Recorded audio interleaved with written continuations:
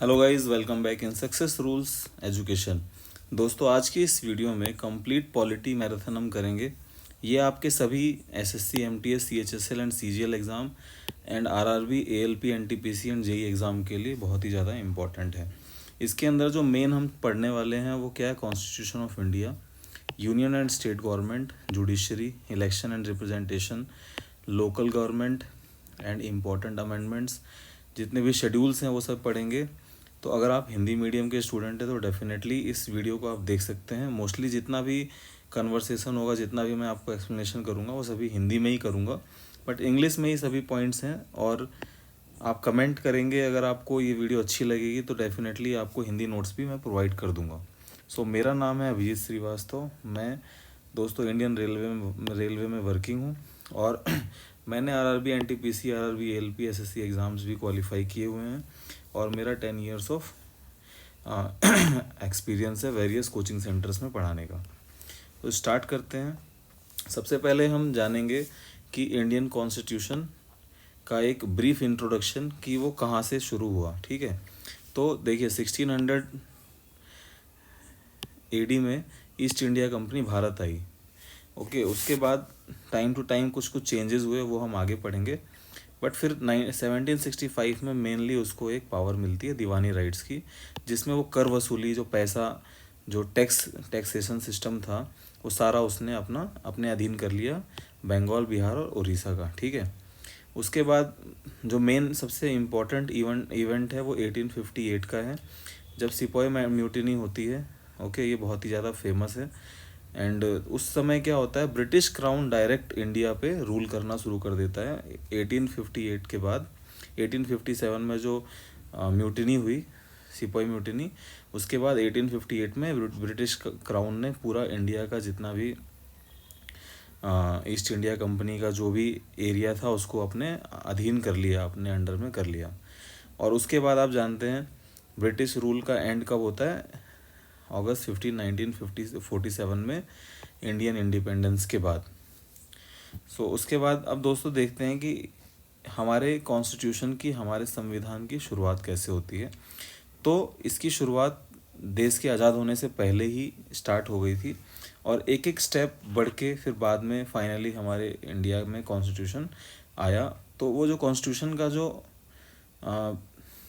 Start है वो अंग्रेज़ों के भारत आने के साथ ही शुरू हो गया। तो सबसे पहले देखते हैं दोस्तों कंपनी रूल। इसमें क्या हुआ, रेगुलेटिंग एक्ट 1773।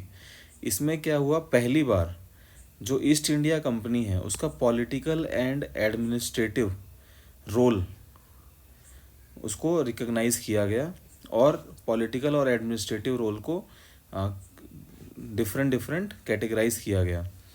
और उस समय जो हमारे गवर्नर जनरल ऑफ बंगाल थे, उनका नाम था लॉर्ड वारन हेस्टिंग। वो टाइम में करप्शन का लेवल बहुत ज़्यादा बढ़ चुका था और तो उसे कंट्रोल करने के लिए जो गवर्नर ऑफ बंगाल था उसे गवर्नर जनरल ऑफ बंगाल बनाया गया।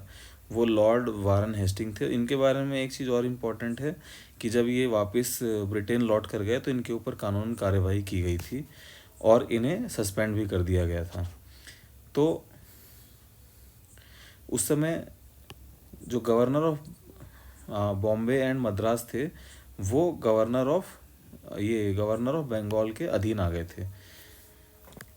नेक्स्ट देखेंगे पिट्स इंडिया एक्ट 1784।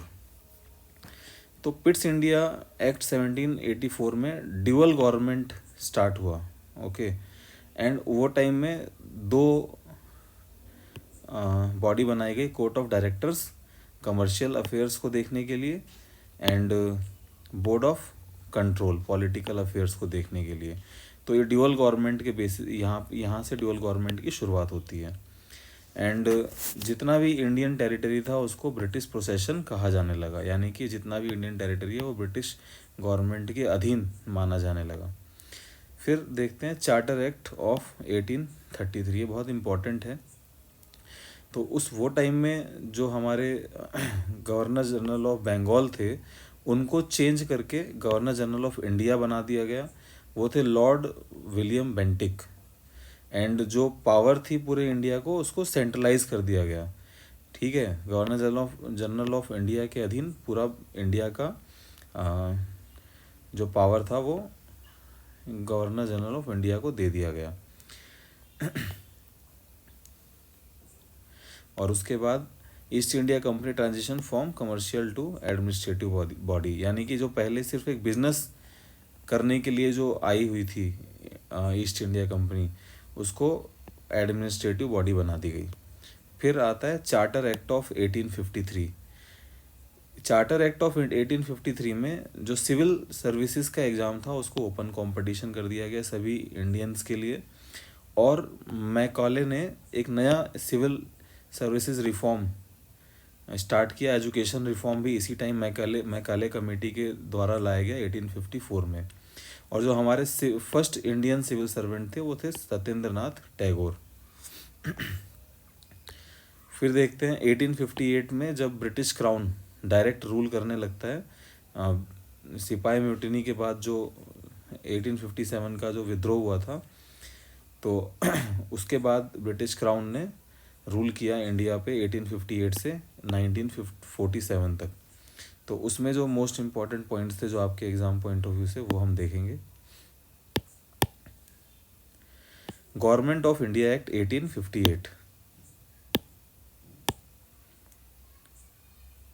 जब ये गवर्नमेंट ऑफ इंडिया एक्ट 1858 आया तो अब ये ईस्ट इंडिया कंपनी की जो सारी पावर्स थी उसको एबॉलिश कर दिया गया। वो सिर्फ एक बिजनेस कंपनी बन के रह गई और बाद में ब्रिटिश क्राउन ने डायरेक्ट उस पर अपना अधिकार कर लिया। उस समय गवर्नर जनरल ऑफ इंडिया को वाइस रॉय ऑफ इंडिया बनाया गया। और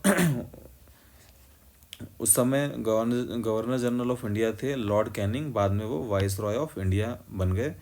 और उसी समय secretary of state for India एक नया पोस्ट बनाया गया जो कि ब्रिटेन पार्लियामेंट में बैठते थे। और इनको असिस्ट करने के लिए भी 15 मेंबर्स थे जो कि ब्रिटेन पार्लियामेंट में बैठते थे।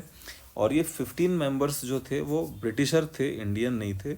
और ये इंडिया के बारे में वहाँ पे बात करते थे। Indian council act of 1861।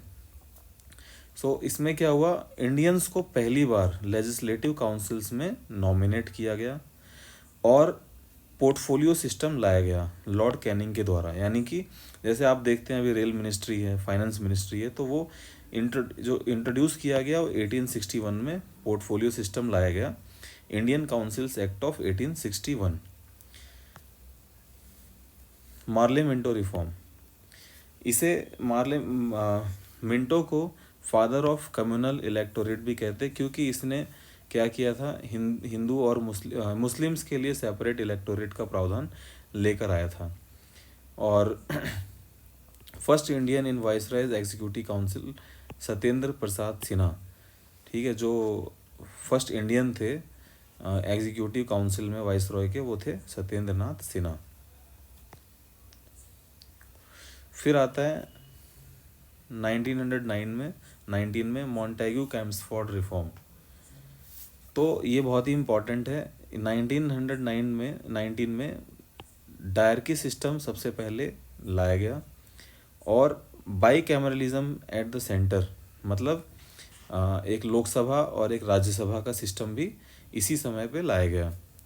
और जो बाई कैमरलिज्म आया तो उसके बाद काउंसिल ऑफ स्टेट्स, यानी कि जो राज्यों को रिप्रेजेंट करेंगे वो अपर हाउस कहलाएंगे और जो पीपल को रिप्रेजेंट करेंगे वो लोअर हाउस यानी कि लोकसभा कहलाएंगे। Okay, upper house and lower house का दोनों का कॉन्सेप्ट 1919 के मॉन्टेग्यू कैम्सफोर्ड रिफॉर्म में आया और उसी समय पब्लिक सर्विस कमीशन का भी गठन हुआ। फिर देखिए नेक्स्ट बात करते हैं साइमन कमीशन। दोस्तों ये ब्रीफ इंट्रोडक्शन है, क्योंकि कॉन्स्टिट्यूशन को पढ़ने से पहले हमें ये समझना होगा कि स्टार्टिंग में अंग्रेज़ों के आने के बाद से इसकी शुरुआत कैसे हुई और टाइम टू टाइम कौन कौन से रिफॉर्म्स, कौन कौन से एक्ट आए, जिसकी वजह से आज हमारा जो संविधान है उसमें इतना एक ब्रॉड जो बना हुआ है। तो वो ब्रिटिशर्स के टाइम से ही उसमें कुछ कुछ रिफॉर्म्स करते करते और बाद में जो 1950 में जब कॉन्स्टिट्यूशन बनाया गया तो उसी को ध्यान में रखते हुए उसको आगे डेवलप किया गया। तो साइमन कमीशन 1927 आप सभी जानते हैं लाला लाजपत राय की इसमें लाठी से मार के हत्या हो गई थी। तो ये साइमन कमीशन जब आया था तो ये 7 मेंबर्स की एक बॉडी थी, जिसके जो हेड थे वो जॉन साइमन थे। और ये आए थे इंडिया में देखने के लिए कि जो 1919 में जो रिफॉर्म्स आए थे वो वर्क कर रहे हैं कि नहीं। तो इसमें क्या, क्योंकि ये इंडियंस के बारे में बात करने आए थे, लेकिन इनमें कोई इंडियंस नहीं थे, तो इसका बहुत ही ज़्यादा विरोध किया गया उस समय, और साइमन गो बैक का नारा भी लगाया गया, और उसी के प्रोटेस्ट में लाला लाजपत राय की मृत्यु भी हुई थी। और जो मेन जो इसका इम्पोर्टेंट साइमन कमीशन का जो पॉइंट है वो क्या है, उन्होंने डायरकी को अबॉलिश किया था, और जो इलेक्टोरेट कम्युनल इलेक्टोरेट का सिस्टम था उसको उन्होंने जारी रखने के लिए कहा। गवर्नमेंट ऑफ इंडिया 1935, दोस्तों ये बहुत ही ज़्यादा इम्पोर्टेंट है, क्योंकि इस समय ये क्या, साइमन कमीशन के रिकमेंडेशन के बाद ये गवर्नमेंट ऑफ इंडिया 1935 आया। तो इसमें फेडरल लिस्ट बनाया गया, प्रोविंशियल लिस्ट बनाया गया, कॉन्करेंट लिस्ट बनाया गया, और इसमें 6 प्रोविंसेस में बाईकैमरलिज्म स्टार्ट किया गया, और 1935 में ही रिजर्व बैंक ऑफ इंडिया का गठन किया गया हिल्टन यंग कमीशन के सुझाव पे। और ये बंगाल कोलकाता में इसका ब्रांच इसको स्टार्ट किया गया, और बाद में 2 इयर्स के बाद 1937 में इसको माइग्रेट करके मुंबई ले जाया गया। तो अभी इसका हेडक्वार्टर कहाँ है, मुंबई में।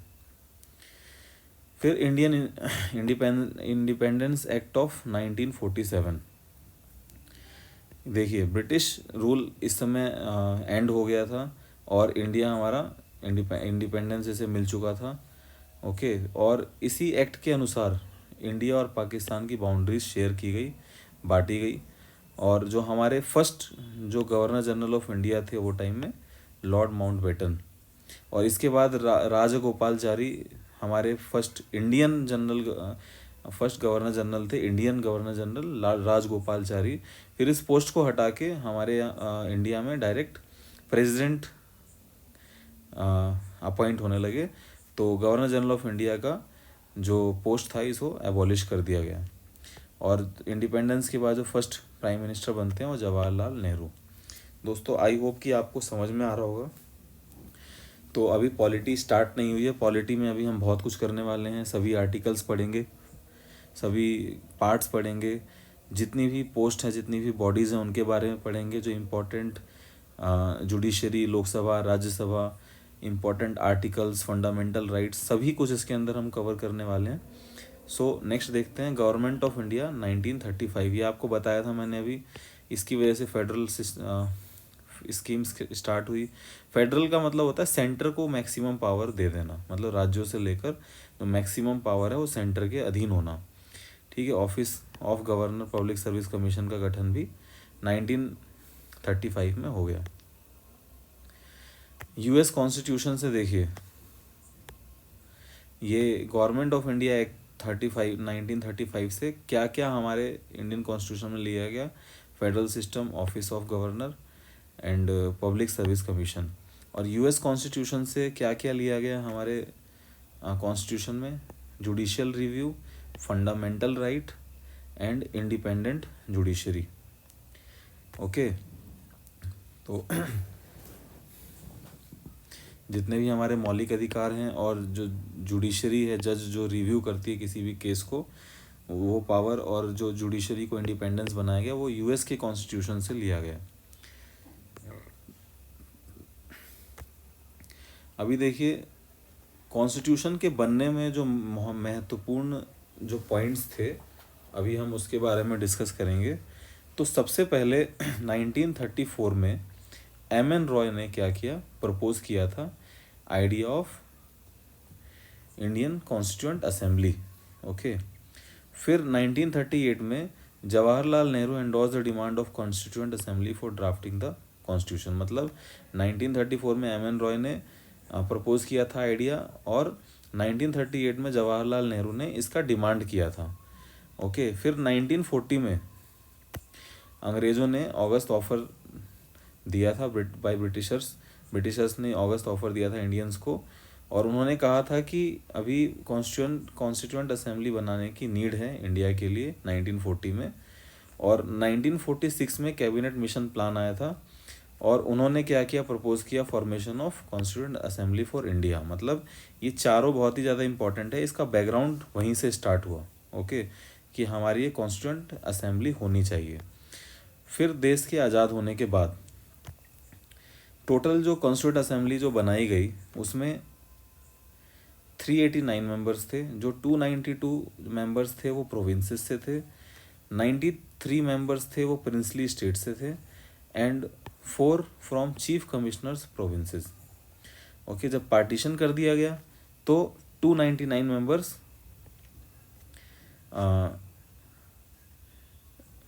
229 मेंबर्स रह गए प्रोविंसेस से और प्रिंसली स्टेट से 70 मेंबर्स रह गए। तो टोटल 299 मेंबर्स हमारे इंडिया में रहे, बाकी सब पाकिस्तान चले गए। तो वो पाकिस्तान की गवर्नमेंट उनसे बनी। फिर जब स्टार्टिंग में members were indirectly elected by provincial legislative assembly through single transferable vote. तो उस समय जब फर्स्ट टाइम कॉन्स्टिट्यूएंट असेंबली बनाई गई थी तो वोटिंग नहीं की गई थी और डायरेक्टली उनको इलेक्ट किया गया था। तो जो फर्स्ट मीटिंग हुई वो December 9, 1946 में हुई, जिसके प्रेसिडेंट थे डॉक्टर सच्चिदानंद सिन्हा। ओके, फिर सेकंड मीटिंग की गई कॉन्स्टिट्यूएंट असेंबली की December 11, 1946 में। उस समय परमानेंट प्रेसिडेंट जो बने, पहले हमारे राष्ट्रपति doctor Rajendra Prasad, vice president बने SC Mukherjee, and constitutional adviser जो थे BN राव। फिर बहुत इम्पॉर्टेंट जो है ड्राफ्टिंग कमेटी के जो चेयरमैन थे, हेड थे, वो डॉक्टर BR अम्बेडकर, एंड इसमें 7 अदर मेंबर्स भी थे, जिनमें से कुछ नाम N Gopalaswami Ayyangar and Alladi Krishnaswami Iyer. ये इम्पोर्टेंट नेम्स है, समटाइम्स एग्जाम में पूछे जाते हैं। और जब कॉन्स्टिट्यूएंट असेंबली बनाई गई तो जो मेजर कमिटीज़, उस समय जो मेजर कमेटी का गठन किया गया उसके जो हेड थे, तो यूनियन पावर कमेटी के हेड थे Jawaharlal Nehru, union constituent committee के हेड थे Jawaharlal Nehru, provincial constituent committee के हेड थे सरदार वल्लभ भाई पटेल, एंड प्रोसीजर कमेटी के जो हेड थे डॉक्टर राजेंद्र प्रसाद, स्टेट कमेटी के हेड थे Jawaharlal Nehru, fundamental right committee के तो जो अध्यक्ष थे वो सरदार वल्लभ भाई पटेल। फिर हम देश के संविधान के बारे में बात करेंगे। उसको बनने में 2 years 11 month एंड 18 days का टाइम लगा। इसको बनाने के लिए 11 सेशन किए गए और 165 डेज तक इसकी मीटिंग चली। फिर दोस्तों इसको अडॉप्ट किया गया 26 नवंबर 1949 को। ओके, बट जो हम रिपब्लिक डे सेलिब्रेट करते हैं वो 26 जनवरी 1950 को करते हैं, क्योंकि 1930 में लाहौर सेशन में ही इंडिपेंडेंस डे मनाया गया था 26 जनवरी को। तो उसी दिन को कमेमोरेट करने के लिए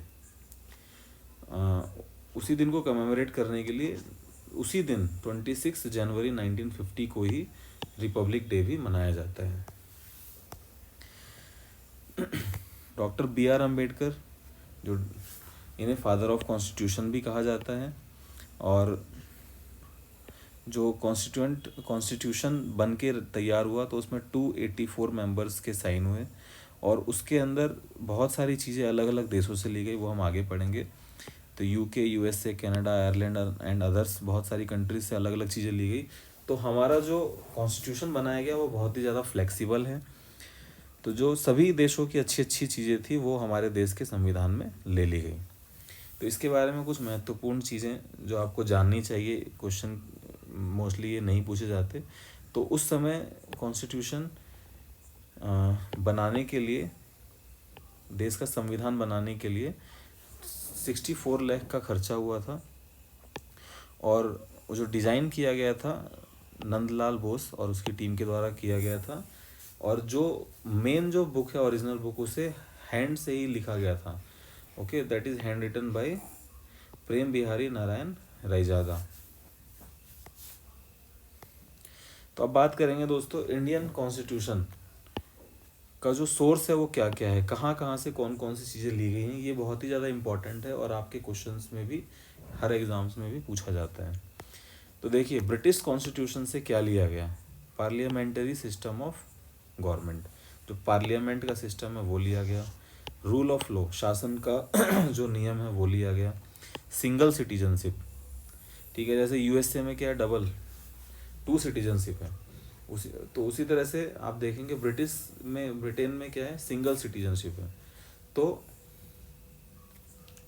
ये भी ब्रिटिश कॉन्स्टिट्यूशन से लिया गया। बाई कैमरलिज्म, लोकसभा और राज्यसभा का जो सिस्टम है वो भी ब्रिटेन से लिया गया। और लॉ मेकिंग का जो नियम है, कोई भी कानून बनाने का जो नियम है वो भी ब्रिटेन से ही लिया गया है। फिर देखेंगे यूनाइटेड स्टेट्स कॉन्स्टिट्यूशन से क्या लिया गया है। तो फंडामेंटल राइट, इंडिपेंडेंस, जुडिशरी का जो इंडिपेंडेंस होना है वो भी यूएसए से ही लिया गया है। जुडिशियल रिव्यू भी यूएसए से लिया गया है, यानी कि अगर कोई भी कानून पास होता है तो जुडिशियल रिव्यू किया जा सकता है। और इम्पीचमेंट ऑफ प्रेसिडेंट, मतलब राष्ट्रपति को हटाने का जो नियम है वो भी यूएसए से लिया गया है। Removal of supreme court and high court जजेस, सुप्रीम कोर्ट और हाई कोर्ट के जजेस को हटाने का प्रावधान भी सुप्रीम कोर्ट से लिया गया है।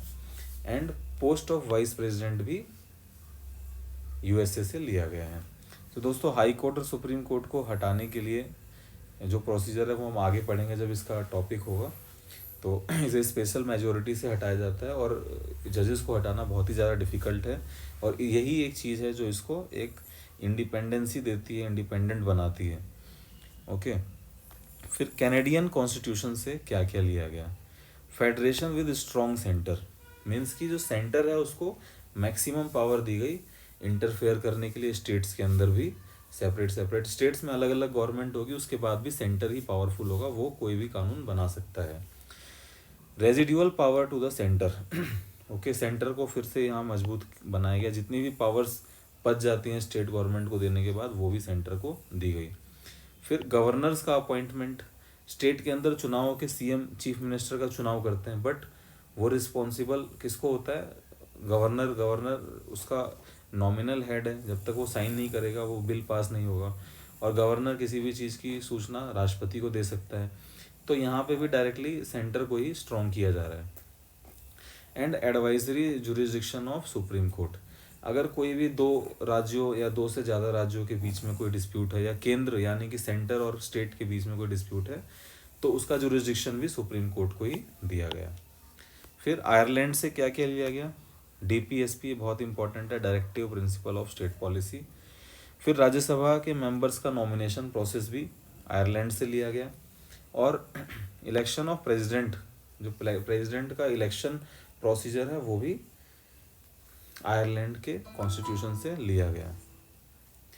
From Australian constitution, Australian constitution से क्या क्या लिया गया, concurrent list, freedom of trade and commerce and joint sitting of parliament.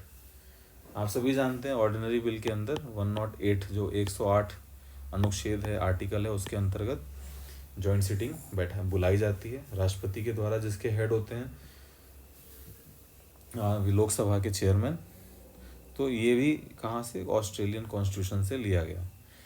Weimar constitution, Germany से क्या लिया गया, suspension of fundamental right during emergency, यानी कि जो आपातकालीन स्थिति में, इमरजेंसी पीरियड में फंडामेंटल राइट्स, जो हमारे मौलिक अधिकार हैं, वो सस्पेंड कर दिए जाते हैं।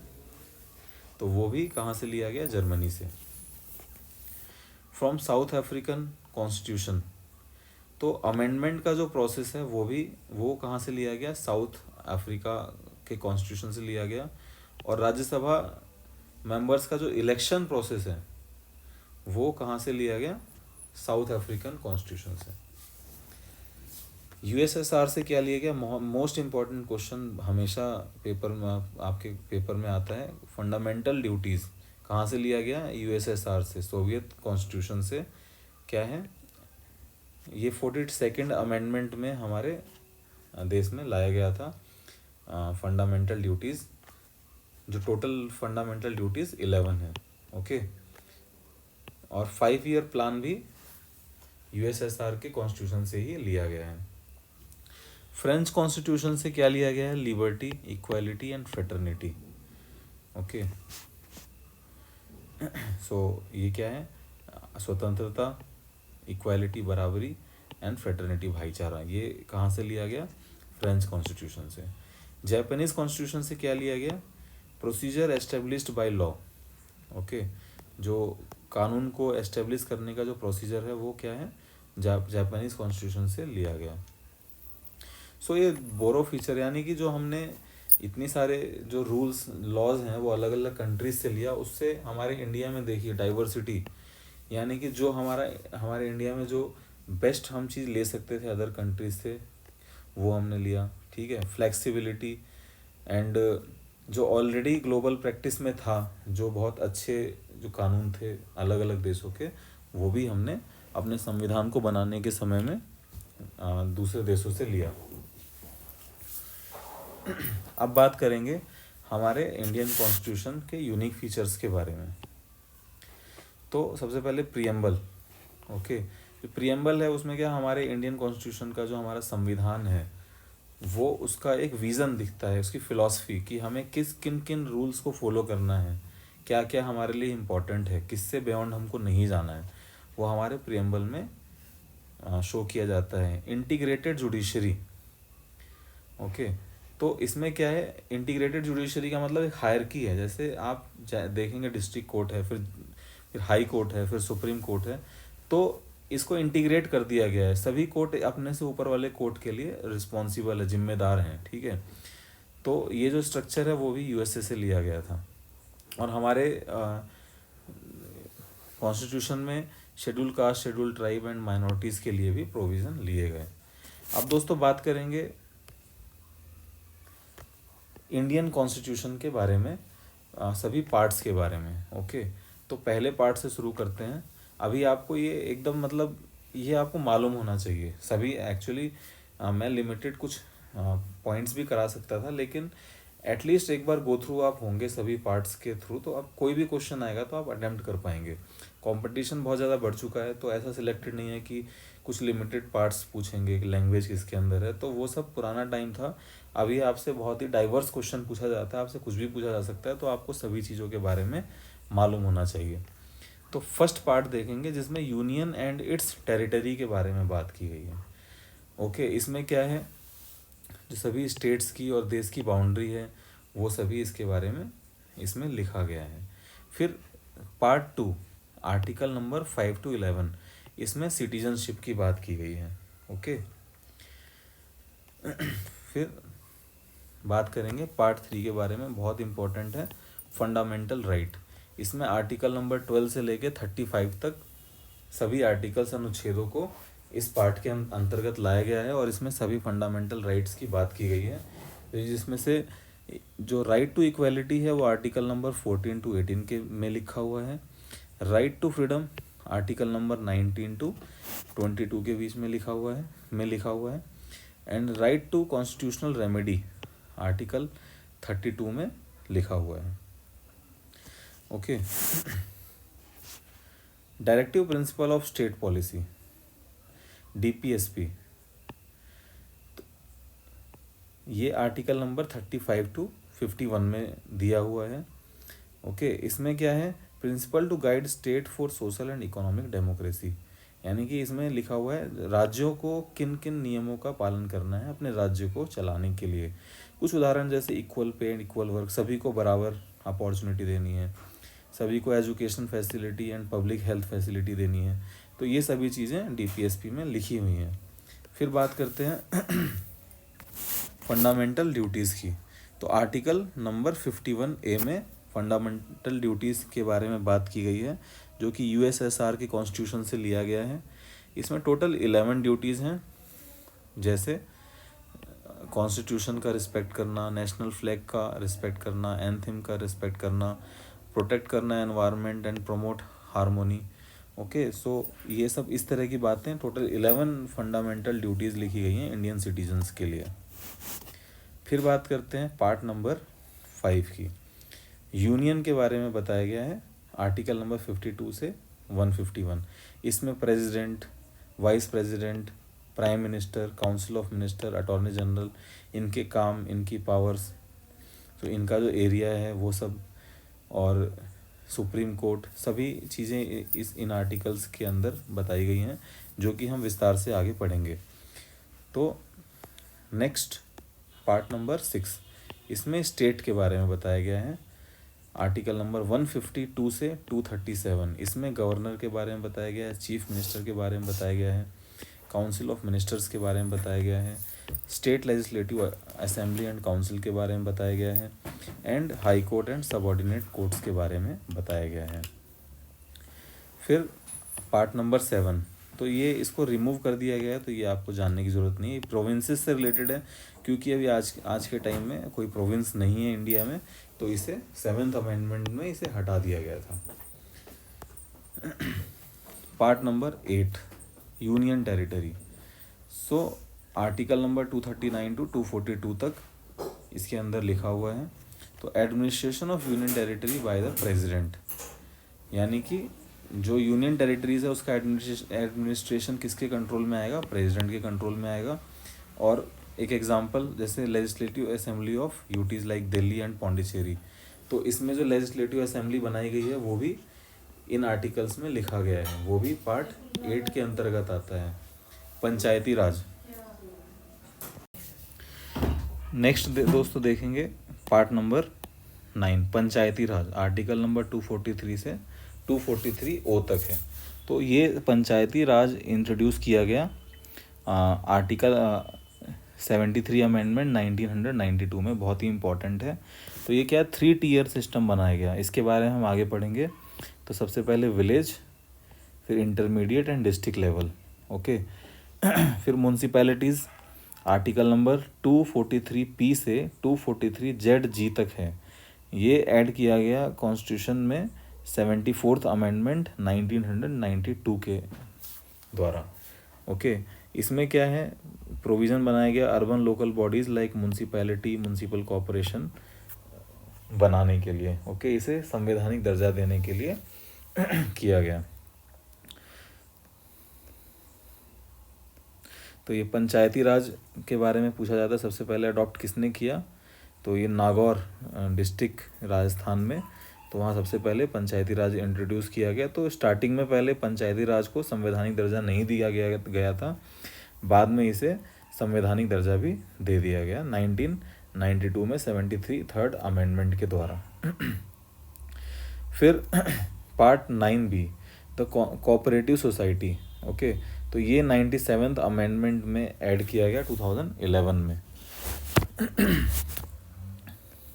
तो इसमें जितने भी कोऑपरेटिव सोसाइटीज़ थे उसके फंक्शन को रन करने के, रेगुलेट करने के लिए 97th अमेंडमेंट किया गया 2011 में।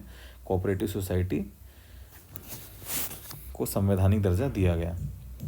उसके बाद scheduled and tribal area, article number 244 से लेके 244A तक इसके अंदर लिखा गया है, ये पार्ट 10 के अंदर, ओके। इसमें क्या है? शेड्यूल्ड एंड ट्राइबल एरियाज़ का administration and north east India का एडमिनिस्ट्रेशन, ओके। फिर पार्ट नंबर 11 में relationship between union and state, article number 245 से 263 तक इसके अंदर लिखा हुआ है पार्ट 11 में।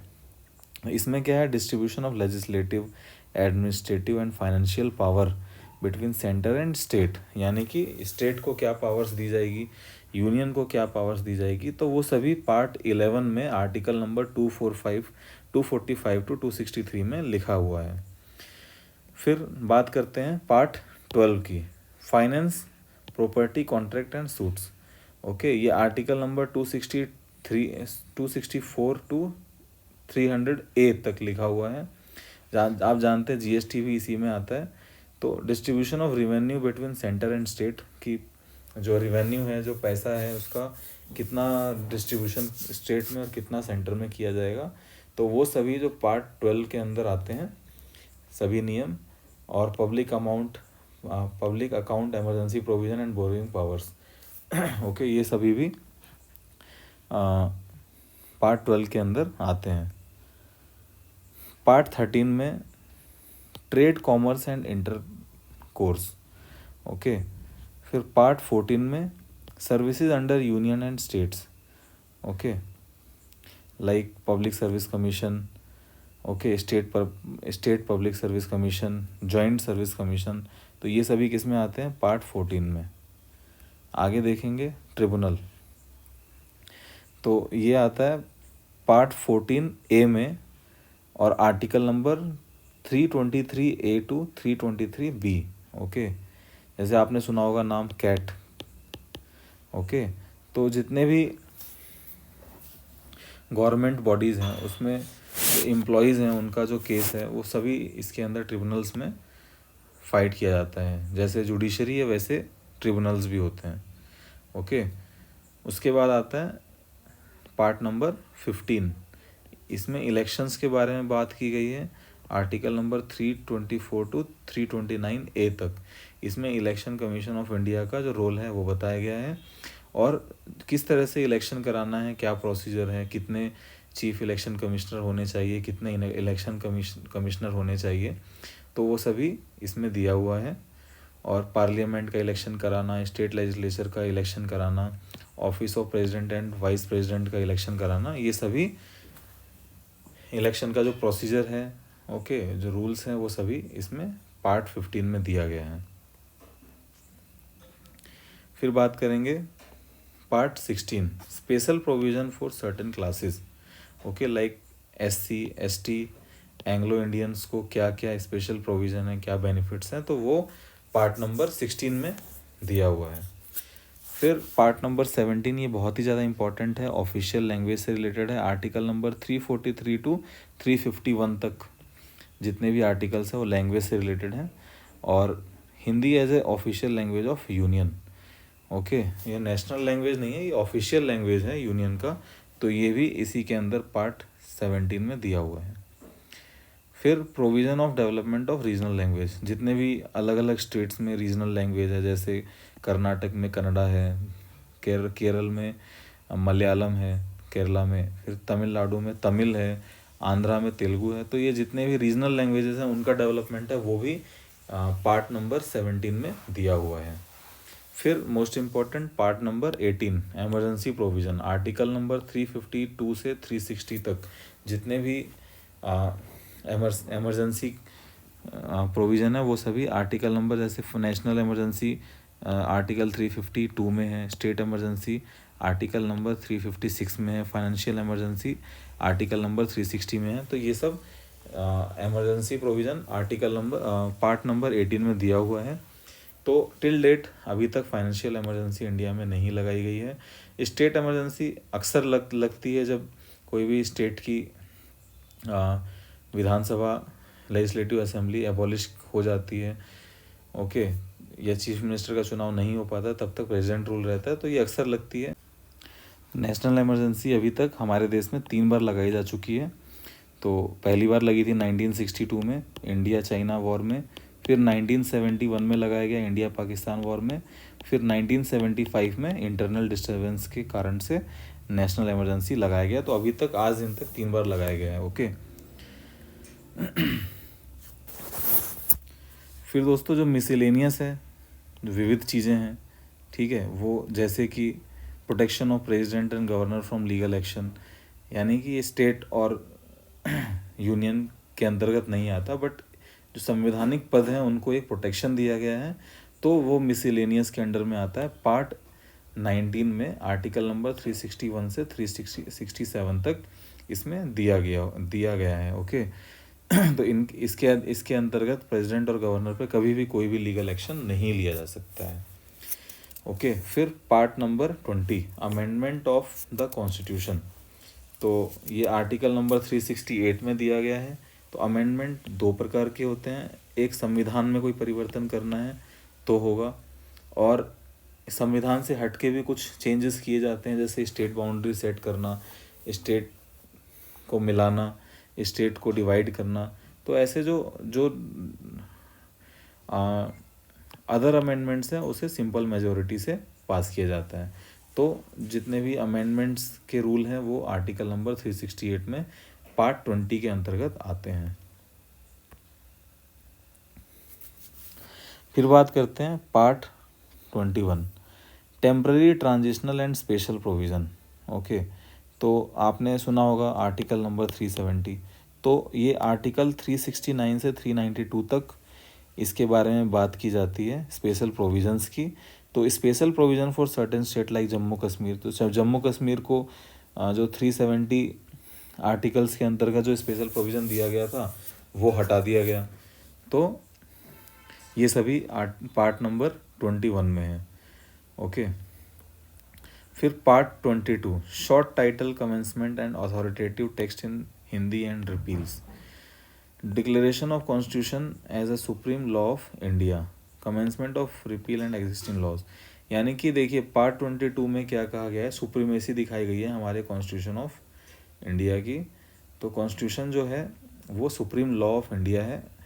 तो कोई भी कानून बनेगा, कोई भी लॉ बनेगा भारत के अंदर, तो कॉन्स्टिट्यूशन से हट के नहीं बन सकता। कॉन्स्टिट्यूशन उसको एक लाइट की तरह वो रास्ता दिखाएगा, जो कॉन्स्टिट्यूशन में लिखा गया उसी के अंतर्गत कोई भी कानून बनाया जा सकता है।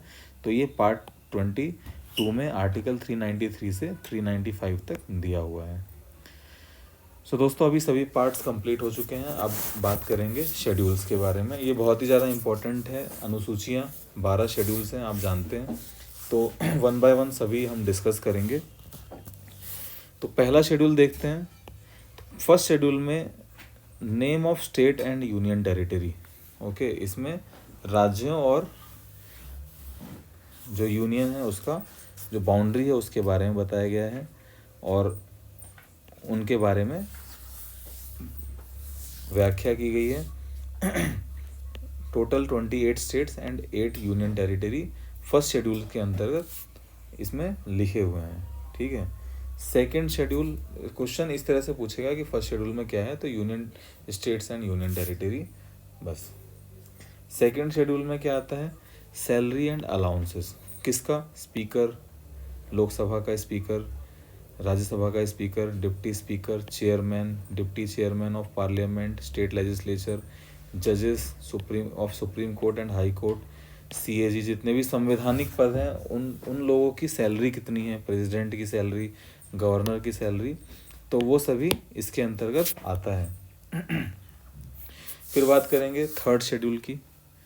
तो थर्ड शेड्यूल में ओथ्स एंड अफर्मेशंस, यानी कि संवैधानिक पदों पर जितने भी लोग हैं उनको जो शपथ दिलाई जाती है उसकी बात की गई है किसमें, शेड्यूल 3। ओके। फिर शेड्यूल 4, इसमें सीट्स एलोकेशन इन राज्यसभा, जो राज्यसभा में सीट्स का जो बंटवारा है वो कैसे किया जाएगा, वो शेड्यूल 4 में है। ओके। एंड जो राज्यसभा में सीट्स का बंटवारा है वो राज्यों में जो लेजिस्लेटिव असेंबली है उसमें कितनी सीट्स हैं उसके अंतर्गत डिसाइड किया जाता है। जैसे यूपी में अगर लेजिस्लेटिव असेंबली ज़्यादा हैं, एमएलए ज़्यादा हैं, तो वहाँ से ज़्यादा सीट्स राज्यसभा में होगी। तो स्टेट्स का कंट्रीब्यूशन होता है, जितनी ज़्यादा लेजिस्लेटिव असेंबली की सीटें होंगी उतना ज़्यादा उस स्टेट का कंट्रीब्यूशन होगा। तो राज्यसभा को रिप्रेजेंटेशन ऑफ स्टेट्स भी कहा जाता है। फिर शेड्यूल नंबर 5, इसमें administration and control of scheduled areas and scheduled tribes, तो जितने भी शेड्यूल्ड एरिया हैं और शेड्यूल्ड ट्राइब्स हैं तो उनके बारे में उनका एडमिनिस्ट्रेशन और कंट्रोल 5th शेड्यूल में लिखा हुआ है। फिर 6th शेड्यूल की बात करें तो इसमें देखिए असम, मेघालय, त्रिपुरा एंड मिजोरम, ये नॉर्थ ईस्ट के कुछ स्टेट्स हैं। इनका जो एडमिनिस्ट्रेशन है वो 6th शेड्यूल में लिखा गया है। इसको याद करने के लिए आप एक बना सकते हैं mnemonics ATMM। Okay, Assam, Tripura, Meghalaya, Mizoram. फिर 7th शेड्यूल की बात करें तो 7th शेड्यूल डील करता है कनकरेंट लिस्ट, जो यूनियन और स्टेट्स के बीच में पावर्स का डिस्ट्रीब्यूशन है। तो union list, state list and concurrent list. तो यूनियन लिस्ट सिर्फ केंद्र सरकार, सेंट्रल गवर्नमेंट के अधीन आता है। फिर स्टेट लिस्ट है जो राज्य सरकारों के अधीन आता है। और कॉन्करेंट लिस्ट वो जैसे एजुकेशन हो गया, फॉरेस्ट हो गया, तो उसमें दोनों कंबाइंड स्टेट और यूनियन दोनों मिलकर इसमें लॉज बनाते हैं। फिर बात करते हैं 8th शेड्यूल की। तो 8th schedule official language of India में, ये ऑफिशियल लैंग्वेज ऑफ इंडिया बताया गया है 8th शेड्यूल में, जिसमें ओरिजिनली 14 लैंग्वेज थे, लेकिन प्रेजेंट में आज 22 लैंग्वेज हैं, जिसमें हिंदी, बंगाली, तमिल, तेलुगु, उर्दू आदि अदर लैंग्वेजेस भी हैं। 9th शेड्यूल में लैंड एक्विजिशन बनाया गया, मतलब ज़मीन का अधिग्रहण करने के जो नियम हैं वो सब लिखे गए हैं। तो ये जो 9th शेड्यूल ऐड किया गया था, फर्स्ट अमेंडमेंट में ही इसको ऐड कर दिया गया था 1951 में। तो ये protect land reforms law. Okay, तो ज़मीन जो इसके जो लैंड के रिफॉर्म्स जो लॉज थे उसको रिफॉर्म किए गए, तो वो ऐड किया गया था फर्स्ट अमेंडमेंट 1951 में।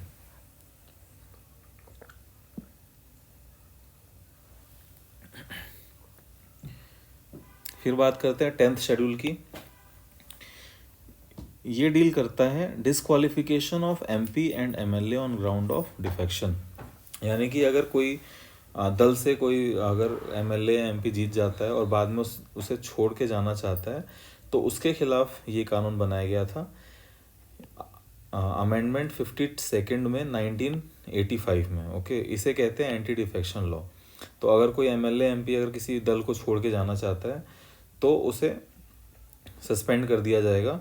तो ये एंटी डिफेक्शन लॉ बनाया गया था जो 10th शेड्यूल के अंतर्गत आता है। फिर बात करेंगे मोस्ट इम्पॉर्टेंट 11th शेड्यूल। ये डील करता है पंचायती राज सिस्टम से, जो कि 73rd अमेंडमेंट में 1992 में ऐड किया गया था। इसमें 29 फंक्शनल एरिया ऑफ पंचायत है, जैसे example agriculture, education, rural development. उसी तरह से 12th शेड्यूल, इसमें जो म्यूनसिपैलिटीज़ हैं उसकी पावर्स, अथॉरिटी एंड रिस्पॉन्सिबिलिटी के बारे में बताया गया है। इसे ऐड किया गया अपने हमारे संविधान में 74th अमेंडमेंट 1992 के अंतर्गत। और इसमें 18 फंक्शनल एरिया ऑफ म्यूनसिपैलिटीज़ हैं, जैसे urban planning, public health, sanitation. तो दोस्तों इसे देखिए, पंचायती राज सिस्टम को कभी भी अबॉलिश नहीं किया जा सकता, बट जो म्यूनसिपैलिटीज़ है इसे अबॉलिश किया जा सकता है, ये इम्पॉर्टेंट है। फिर दोस्तों बात करेंगे इम्पॉर्टेंट अमेंडमेंट्स की। दोस्तों आगे हम पढ़ेंगे amendments of Indian constitution. First amendment 1951 related है लैंड रिफॉर्म लॉ से। जो लैंड एक्विजिशन लॉ था, भूमि अधिग्रहण का जो नियम था, उसको रिफॉर्म किया गया। फिर आता है 7th अमेंडमेंट 1956। इसमें क्या लिंग्विस्टिक बेसिस पे, भाषा के आधार पे स्टेट्स का क्लासिफिकेशन किया गया।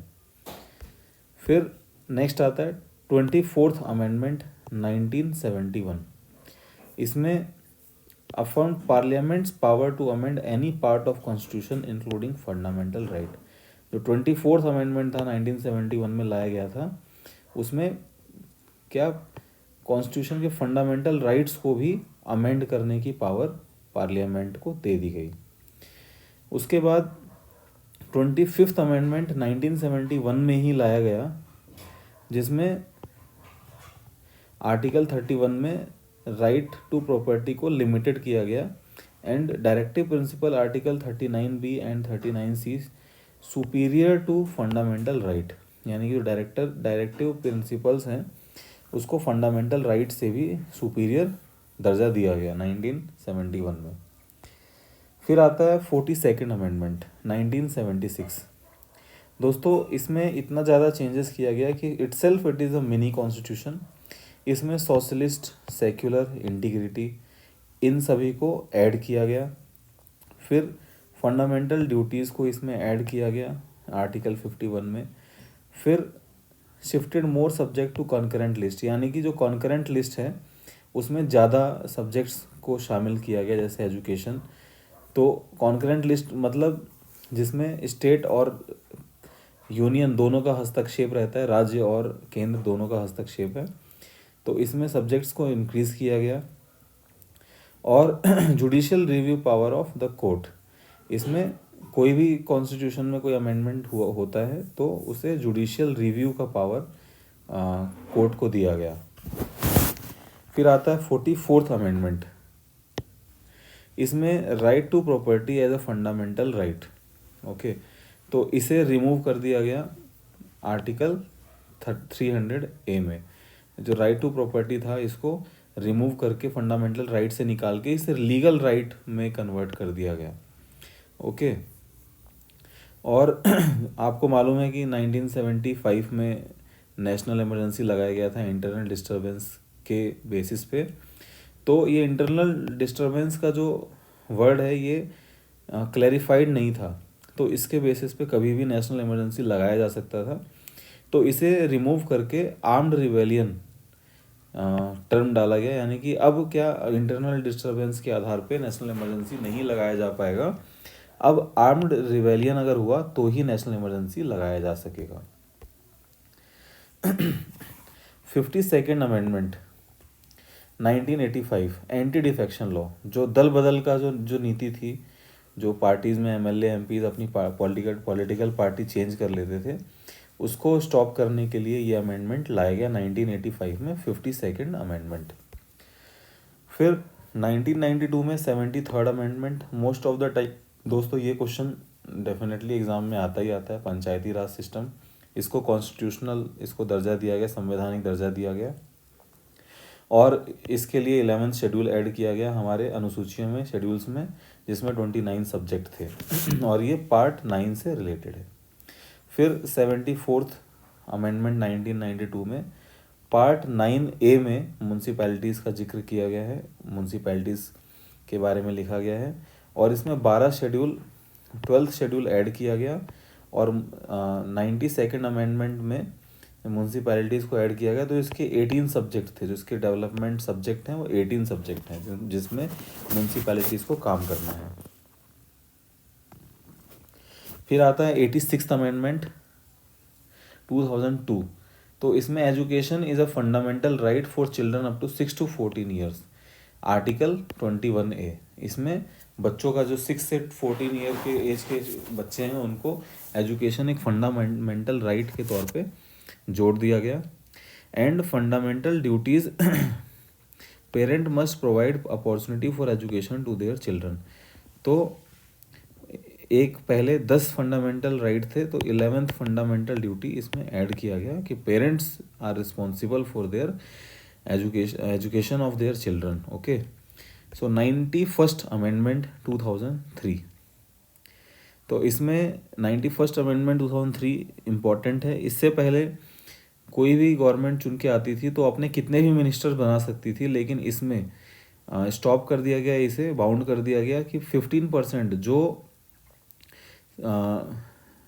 लोकसभा में जितने एमपी हैं, जितने सदस्य हैं, उसकी संख्या के 15% मेंबर्स को ही हम पोर्टफोलियो दे सकते हैं, मंत्री पद दे सकते हैं। उसी तरह से विधानसभा में भी ये नियम लागू किया गया। फिर आता है anti defection law by disqualification factor. So इसमें 15% से लिमिट किया गया और एंटी डिफेक्शन लॉ को और भी ज़्यादा स्ट्रेंथ किया गया। अगर कोई भी दल बदल करने की कोशिश करता है इलेक्शन जीतने के बाद तो उसे डिस्क्वालीफाई भी कर दिया जाएगा।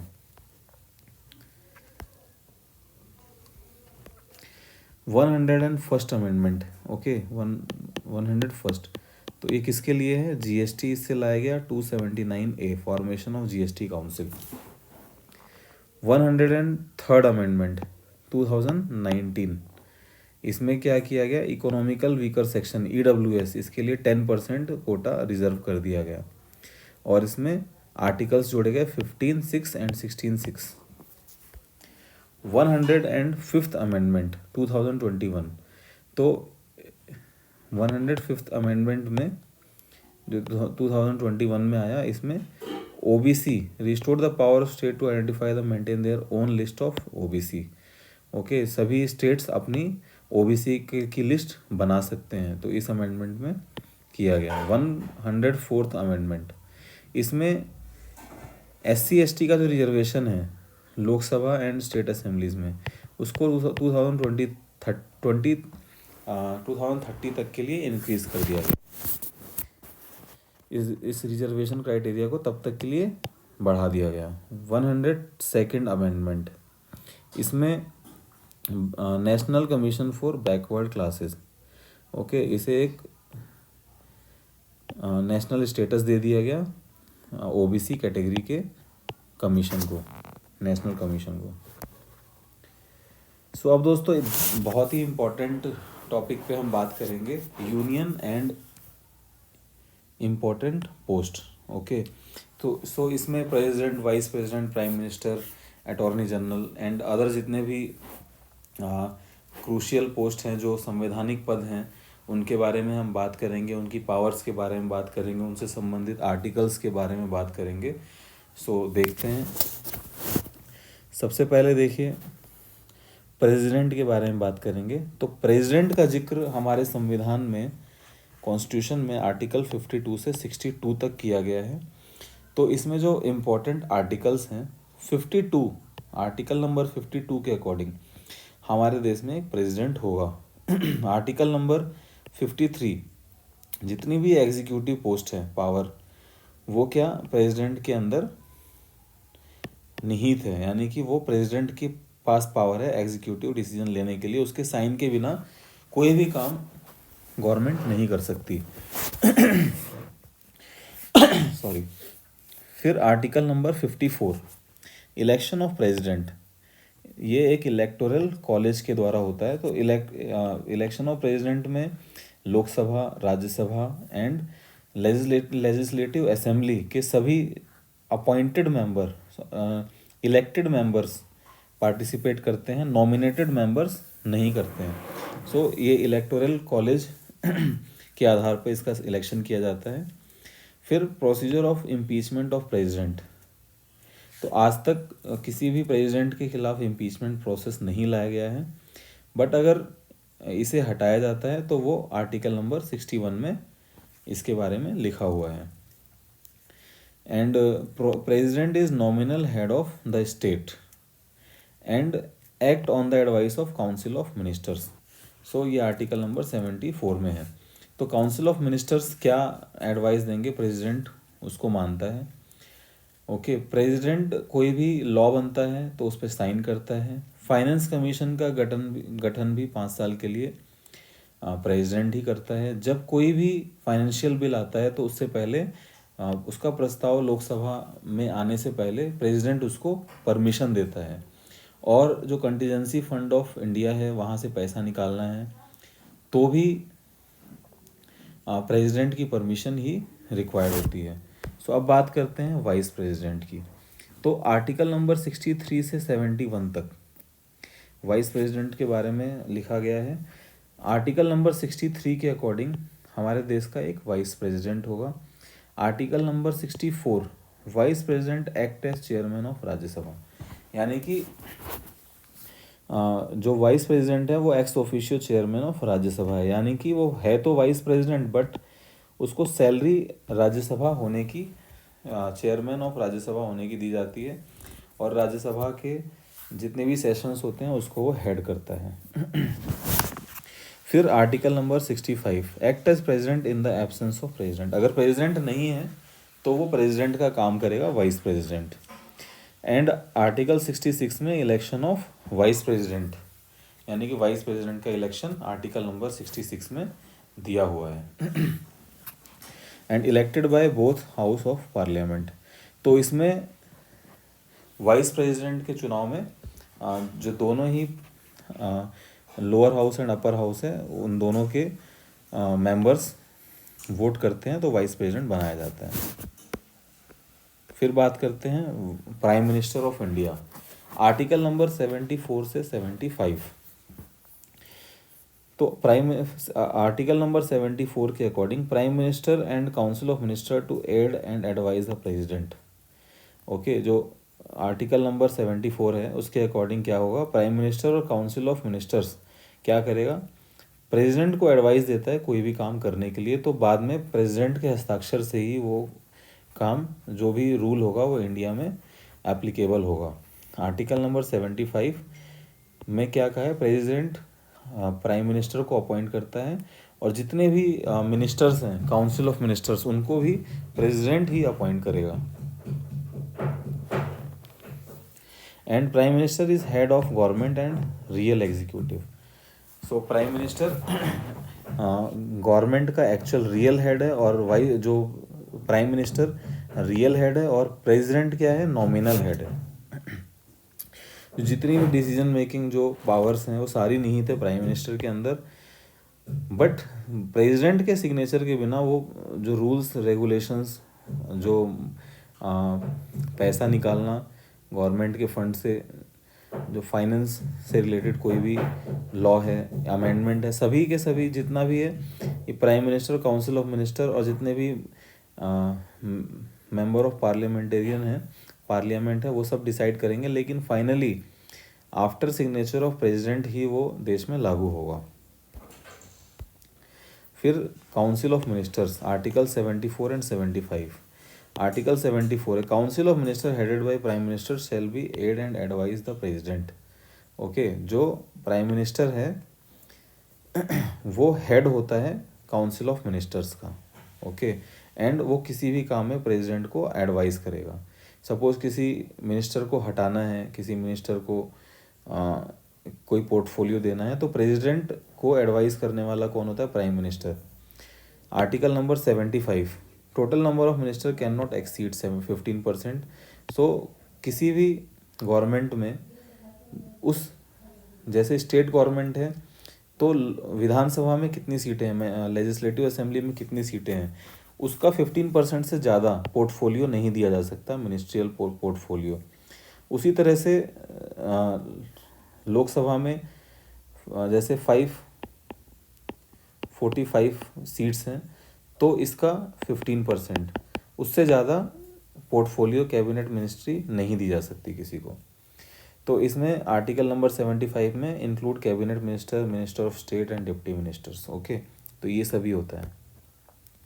अटॉर्नी जनरल ऑफ इंडिया, ये बहुत ही ज़्यादा इंपॉर्टेंट पोस्ट है, कॉन्स्टिट्यूशनल पोस्ट है, ये the highest law officer of India कहा जाता है। इसकी जो सैलरी होती है वो सुप्रीम कोर्ट के किसी जज के बराबर ही होती है। इसे अपॉइंटमेंट कौन करता है प्रेसिडेंट करता है। तो इसका जो रिमूवल प्रोसेस है वो संविधान में नहीं दिया गया है। इसकी जो क्वालिफिकेशन है सिलेक्शन की, वो एक जज, सुप्रीम कोर्ट के जज होने के बराबर की है। तो सुप्रीम कोर्ट के जज होने की जो क्वालिफिकेशन है वो भारत का नागरिक होना चाहिए, ठीक है। वो अपने हाई कोर्ट में मिनिमम 5 ईयर्स तक जज रहना चाहिए, नहीं तो 10 साल तक उसने हाई कोर्ट में वकालत किया होना चाहिए, एडवोकेट रहना चाहिए, नहीं तो वो राष्ट्रपति की नज़रों में एक अच्छा वकील होना चाहिए। ओके, अच्छा लॉयर होना चाहिए। तो इन सब कंडीशन में एक सुप्रीम कोर्ट के जज को नियुक्त किया जाता है, वो उसकी क्वालिफिकेशन है। तो उसी तरह से वही क्राइटेरिया इसमें अटॉर्नी जनरल ऑफ इंडिया बनने के लिए होना चाहिए। ओके, इसका कोई भी फिक्स टेन्योर नहीं है, प्रेसिडेंट उसे कभी भी रिमूव कर सकता है। जब तक प्रेसिडेंट चाहे तब तक अटॉर्नी जनरल ऑफ इंडिया रहेगा। एंड ये इसकी सबसे खास जो बात है, जिसकी वजह से ये बहुत इंपॉर्टेंट क्वेश्चन बन जाता है, सिर्फ ये अटॉर्नी जनरल ऑफ इंडिया ही एक ऐसा पद है जो कि किसी भी संविधान, किसी भी लोकसभा या राज्यसभा की असेंबलीज़ में बैठ सकता है, अपना ओपिनियन दे सकता है, सुझाव दे सकता है, और लेकिन ये वोट नहीं कर सकता। सो ये बहुत ही इम्पोर्टेंट पॉइंट है, इसे आप ज़रूर नोट करें। एंड लीगल मैटर्स पे ये क्या करता है, गवर्नमेंट को सलाह देता है, और ये गवर्नमेंट का वकील होता है। Next, parliament of India. Parliament of India के बारे में आर्टिकल नंबर 79 से 122 तक दिया गया है, जिसमें से मोस्ट इम्पॉर्टेंट जो है वो 79, इसमें देखिए, constitution of parliament, Lok Sabha, Rajya Sabha and president, यानी कि जो पार्लियामेंट है वो किस चीज़ से मिलके बनता है, लोकसभा से, राज्यसभा से और प्रेसिडेंट से, इसका ये एक पार्ट है। आर्टिकल नंबर 80 के अकॉर्डिंग ये composition of Rajya Sabha, and article number 81 में लोकसभा के बारे में लिखा गया है। लोकसभा निचला सदन होता है, lower house, Rajya Sabha upper house होता है। इसके बारे में हम आगे पढ़ेंगे। फिर कॉन्स्टिट्यूशनल पोस्ट सबसे इम्पोर्टेंट आती है कॉम्पेट्रोलर एंड ऑडिटर जनरल CAG। तो आर्टिकल नंबर 148 में CAG के बारे में लिखा गया है। CAG को अपॉइंट करता है प्रेसिडेंट। ये इसका मेन काम क्या होता है, ये ऑडिट करता है गवर्नमेंट के अकाउंट एंड एक्सपेंडिचर को। भीमराव अंबेडकर जी ने इसे संविधान का सबसे महत्वपूर्ण पद कहा है। ये क्वेश्चन कई बार एग्जाम में पूछा जाता है। इसे watch dog of Indian public finance भी कहा जाता है और ये ensure financial accountability of the government. अभी ये अपनी रिपोर्ट बनाने के बाद ये पार्लियामेंट को अपनी रिपोर्ट देता है। ये किसी को देने के लिए प्रतिबद्ध नहीं है कि अगर ये प्रेसिडेंट को देना है, प्राइम मिनिस्टर, ये पार्लियामेंट को अपनी रिपोर्ट शो करेगा। इसका जो टेन्योर है वो up to 65 years of age या 6 ईयर्स ऑफ टेन्योर, जो भी पहले हो जाए। अगर इसने 6 ईयर ऑफ टेन्योर पूरा कर लिया और 65 ईयर ऑफ एज नहीं हुआ तो इसका टेन्योर पूरा हो जाएगा। तो मैक्सिमम 6 ईयर्स के लिए ही ये होता है। तो इसका जो रिमूवल प्रोसेस है वो भी एक सुप्रीम कोर्ट के जज को हटाने के बराबर है और ये अपना रेजिग्नेशन भी प्रेसिडेंट को दे सकता है और प्रेसिडेंट इसका अपॉइंटमेंट करता है। तो CAG is responsible to only parliament. CAG का जो पद है, जो कॉम्पेट्रोलर ऑडिटर जनरल है, वो सिर्फ और सिर्फ पार्लियामेंट के लिए रिस्पॉन्सिबल है। He is not responsible for president और court. Okay, so CAG report for country represent president in parliament, state represent। so CAG जो रिपोर्ट है बनाने के बाद क्या करेगा, प्रेसिडेंट के द्वारा पार्लियामेंट में पेश करेगा। उसी तरह से स्टेट का जो रिपोर्ट बनेगा वो गवर्नर के द्वारा स्टेट लेजिस्लेटिव में पेश करेगा। ओके, और इसका जो ऑडिट एक्सपेंडिचर है वो पार्लियामेंट के द्वारा ही वहन किया जाता है, यानी कि पार्लियामेंट इसको एक्सपेंडिचर देता है। फिर नेक्स्ट क्वेश्चन आता है union public service commission UPSC, article number 3152 to 323। तो आर्टिकल 315 UPSC सेंट्रल रिक्रूटिंग एजेंसी। तो आप जानते होंगे इसमें जो main 3 Indian all India services जो होते हैं IAS, IPS एंड IFS, इसका अपॉइंटमेंट UPSC के माध्यम से होता है। इसका एक हेड होता है UPSC का। ओके, और फिर UPSC में मेंबर्स होते हैं। तो वो सभी को कौन अपॉइंट करता है, प्रेसिडेंट। UPSC चेयरमैन का जो पीरियड होता है, वर्किंग पीरियड, वो 65 ईयर्स ऑफ एज या 6 ईयर्स ऑफ सर्विस, जो भी पहले हो तब तक। स्टेट पब्लिक कमीशन, जैसे UPSC सेंट्रल पब्लिक कमीशन है, उसी तरह से स्टेट पब्लिक कमीशन जो होते हैं वो भी कॉन्स्टिट्यूशनल पोस्ट ही होते हैं, जो अपॉइंट किए जाते हैं गवर्नर के द्वारा, बट रिमूव किया जाएगा प्रेसिडेंट के द्वारा। Okay, but in joint public service commission means, जैसे स्टेट पब्लिक सर्विस कमीशन है तो वो किसी एक स्टेट से रिलेटेड होगा, butt joint public service commission 2 या 2 से अधिक स्टेट्स के द्वारा 2 या 2 से अधिक स्टेट्स में अपनी सर्विसेज प्रोवाइड करते हैं। तो वो अपॉइंटमेंट भी और रिमूवल भी प्रेसिडेंट के द्वारा ही किया जाता है। और एक चीज़ और, जैसे IAS, IPS और IFS अपॉइंट तो किए जाते हैं सेंट्रल गवर्नमेंट के द्वारा, ओके, बट इनको सैलरी देता है स्टेट गवर्नमेंट। फिर आते हैं election commission of India, article number 324। ये जो जितने भी आर्टिकल्स बता रहा हूँ ये बहुत ही ज़्यादा इंपॉर्टेंट है। डायरेक्ट पूछा जाता है कि election commission of India is related to which article. तो 4 ऑप्शन रहेगा, उसमें से आपको बताना रहेगा। तो इलेक्शन कमीशन ऑफ इंडिया, इसमें देखिए 1 चीफ इलेक्शन कमिश्नर रहता है और 2 या 2 से ज़्यादा इलेक्शन कमिश्नर रहते हैं, डिपेंडिंग ऑन द रिक्वायरमेंट। इन्हें प्रेसिडेंट अपॉइंट करता है एंड इसका टेन्योर भी प्रेसिडेंट के द्वारा डिसाइड किया जाता है, इसका कोई फिक्स टेन्योर नहीं है। एंड इसका जो रिमूवल प्रोसेस है वो एक सुप्रीम कोर्ट के जज को हटाने के बराबर है। And but election commission can be removed by president on the recommendation of chief election commissioner. देखिए, election commissioner, chief election commissioner को हटाने का जो प्रोसेस है वो एक सुप्रीम कोर्ट के जज को हटाने के बराबर है, लेकिन जो नॉर्मल इलेक्शन कमिश्नर्स अपॉइंट होते हैं उनको हटाने का जो प्रोसेस है वो क्या है, चीफ इलेक्शन कमिश्नर प्रेसिडेंट को रिकमेंड करेगा और उसके बाद प्रेसिडेंट उसको हटा सकता है। एंड अगर मान लीजिए इलेक्शन में कुछ भी फ्रॉड होता है या किसी का कैंडिडेचर रद्द करना हो तो क्या करेगा, इलेक्शन कमिश्नर क्या करेगा, गवर्नर को रिकमेंड करेगा एमएलए को हटाने के लिए और प्रेसिडेंट को रिकमेंड करेगा एमपी को हटाने के लिए। ये रिस्पॉन्सिबल होता है parliament election, fair election to parliament, state legislator मतलब Lok Sabha, Rajya Sabha, state legislator and office of president and vice president. तो इनको अपॉइंट करने के लिए इलेक्शन कमीशन रोल प्ले करता है। एंड स्टेट इलेक्शन कमीशन का क्या काम रहता है, वो सिर्फ पंचायत बॉडीज़, म्यूनसिपैलिटीज़ इलेक्शन ये सब कराने का काम किसका रहता है, स्टेट इलेक्शन कमीशन का। उसके बाद बात करते हैं नेशनल इमरजेंसी की।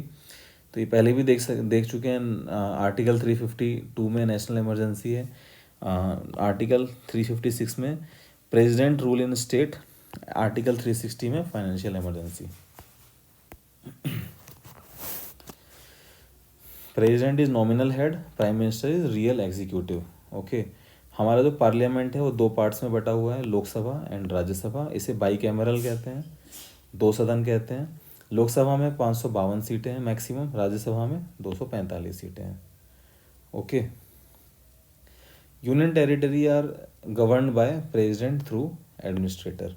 और जो यूनियन टेरिटरीज का जो शासन है वो प्रेसिडेंट के द्वारा गवर्न किया जाता है। ओके, फिर आते हैं लोकसभा पे। Speaker preside over Lok Sabha session. जो लोकसभा का सदन है उसको कौन हेड करता है, स्पीकर।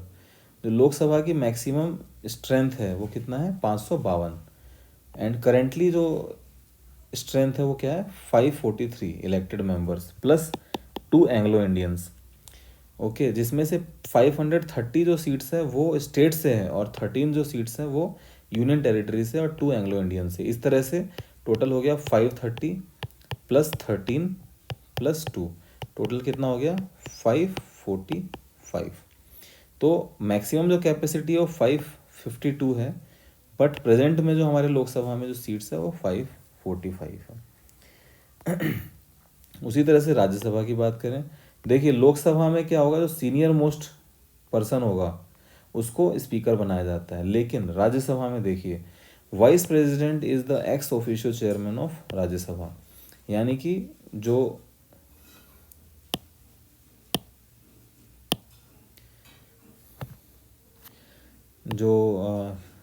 वाइस प्रेसिडेंट है वो राज्यसभा का स्पीकर होगा। और वाइस प्रेसिडेंट यानी कि प्रेसिडेंट क्या करता है, 12 मेंबर्स नॉमिनेट करता है। ये अलग अलग फील्ड से, साइंस एंड सोशल वर्क, जो अलग अलग फील्ड से, स्पोर्ट्स, इन सब फील्ड से 12 मेंबर्स को नॉमिनेट करता है प्रेसिडेंट। राज्यसभा की सदस्यता उनको दी जाती है। ओके, और जो राज्यसभा में चुनाव किया जाता है वो स्टेट लेजिस्लेचर के प्रोपोर्शनल रिप्रेजेंटेशन में किया जाता है। यानी कि किसी भी राज्य में कितनी सीट्स हैं विधानसभा की, कितनी एमएलए की सीट है, उसके प्रोपोर्शनल रिप्रेजेंटेशन, प्रोपोर्शनल ही राज्यसभा में उस स्टेट के मेंबर होंगे। इसीलिए राज्यसभा को representation of states, and Lok Sabha क्योंकि चुनाव किया जाता है लोगों के द्वारा, तो representation of representatives of people कहा जाता है। अब बात करते हैं बिल की। तो बिल मेनली दो तरह के होते हैं, मेनली बिल होते हैं 3 तरह के। एक होता है ऑर्डिनरी बिल, दूसरा होता है मनी बिल, तीसरा होता है अमेंडमेंट बिल। तो जो ऑर्डिनरी बिल होता है वो किसी भी हाउस में इंट्रोड्यूस किया जाता है। Money bill can introduce in Lok Sabha with president recommendation. Okay, पहले प्रायर परमिशन ली जाती है प्रेसिडेंट की मनी बिल को पेश करने के लिए लोकसभा में। मनी बिल को राज्यसभा में पेश नहीं किया जा सकता। और जो जॉइंट सेशन है वो सिर्फ और सिर्फ ऑर्डिनरी बिल को पास करने के लिए किया जाता है। जब लोकसभा और राज्यसभा में आपस में कोई समन्वय ना हो तो ऑर्डिनरी बिल को पास करने के लिए जॉइंट सेशन बुलाया जाता है, जो कि कॉल तो किया जाता है प्रेसिडेंट के द्वारा, और इसका जो हेड होता है वो कौन होता है? Speaker of Lok Sabha. Okay. And जो कॉन्स्टिट्यूशनल अमेंडमेंट बिल है उसे एक स्पेशल मेजॉरिटी चाहिए लोकसभा और राज्यसभा दोनों में पास होने के लिए। तो फाइनेंस बिल जो मनी बिल है उसको पास होने के लिए राज्यसभा में नहीं भेजा जाता है, लेकिन ऑर्डिनरी बिल को भेजा जाता है राज्यसभा में। तो राज्यसभा इसको इसमें पास करना कंपलसरी है, वो इसे मना नहीं कर सकता है, ठीक है। और मनी बिल की पावर राज्यसभा के पास नहीं है, और अमेंडमेंट बिल दोनों राज्यसभा और लोकसभा दोनों को स्पेशल मेजॉरिटी के साथ पास करना होता है। अब बात करते हैं इम्पोर्टेंट आर्टिकल्स। तो आपको हम बता चुके हैं कि आर्टिकल 79 राज्यसभा से रिलेटेड है, राज्यसभा एंड लोकसभा से रिलेटेड है। एंड आर्टिकल 80 राज्यसभा से रिलेटेड है, आर्टिकल 81 लोकसभा से रिलेटेड है। Article 107 procedure of introduction of passing of bill in parliament, किसी भी बिल को पास करने का जो मेथड है वो आर्टिकल 7 में दिया गया है। Article 9 special procedure of money bill can only be introduce इन लोकसभा। देखिए 109 जो आर्टिकल है इसमें क्या कहा गया है कि जो मनी बिल है वो लोकसभा में ही पास होगा, राज्यसभा में इसे नहीं भेजा जाता है। और आर्टिकल 110 में मनी बिल की डेफिनेशन दी गई है। तो ये डिसाइड कौन करेगा मनी बिल है कि ऑर्डिनरी बिल है? ये स्पीकर ऑफ लोकसभा डिसाइड करते हैं। आर्टिकल 123, तो आर्टिकल 123 क्या कहता है? Power of president to promulgate ordinance during recess of parliament. जैसे कि पार्लियामेंट अगर छुट्टी में है या अभी पार्लियामेंट सेशन में नहीं है, तो उस कंडीशन में प्रेसिडेंट क्या करेगा? ऑर्डिनेंस अध्यादेश ला सकता है। और जब भी पार्लियामेंट का सेशन स्टार्ट होगा तो उसे 6 वीक्स में उसे पास करना जरूरी है, नहीं तो रद्द हो जाएगा। और प्रेसिडेंट इस पावर का इस्तेमाल करके संविधान में कोई संशोधन नहीं कर सकता है। तो ये इम्पोर्टेंट पॉइंट है, आपको याद रखना है। फिर आगे आते हैं प्रेसिडेंट की विटो पावर के ऊपर। तो दोस्तों प्रेसिडेंट की विटो पावर, उसमें फर्स्ट है एब्सोल्यूट विटो, दूसरा है सस्पेंसिव विटो, तीसरा है पॉकेट विटो। सो एब्सोल्यूट विटो में देखिए president can completely reject a bill. Okay, एक बार वो रिजेक्ट कर सकता है, बट अगर उसको दोबारा से वो बिल आता है तो उसको पास करना कंपलसरी रहता है। और ये क्या कर सकता है? किसी भी बिल को लॉ बनने से रोक सकता है। और अभी तक कोई भी 2 बार इसका इस्तेमाल किया गया है, बट जो मेनली जो क्वेश्चन पूछा जाता है वो पॉकेट विटो से पूछा जाता है। सस्पेंसिव विटो क्या है? President can return bill to parliament for reconsideration. Okay, if passed again president must give assent. मतलब सस्पेंसिव विटो में क्या करेगा? प्रेसिडेंट उसको रिकन्सिडरेशन के लिए पार्लियामेंट को वापस भेजेगा। अगर वो दोबारा आएगा तो उसे पास करना कंपलसरी है। पॉकेट विटो का इस्तेमाल कैसे करता है प्रेसिडेंट? ना तो उसको सहमति देगा, ना उसे कैंसिल करेगा, वो अपने पास रख लेगा अनिश्चित समय के लिए। Pocket veto president can withhold assent indefinitely, neither sign nor return the bill, effective prevent bill from becoming law. यानी कि प्रेसिडेंट क्या करता है? ज्ञानी जैल सिंह ने एक बार इसका इस्तेमाल किया था। तो वो क्या करता है? अनिश्चित समय के लिए उस बिल को अपने पास रख लेगा, ना तो उसे कंसेंट देगा ना उसे मना करेगा। अब बात करते हैं प्राइम मिनिस्टर की पावर के बारे में। प्राइम मिनिस्टर देखिए सारी जो एग्जीक्यूटिव जो पावर्स हैं वो प्राइम मिनिस्टर के अंदर निहित है। वो head of union council of ministers है, जो भी मिनिस्टर्स हैं उनका हेड होता है।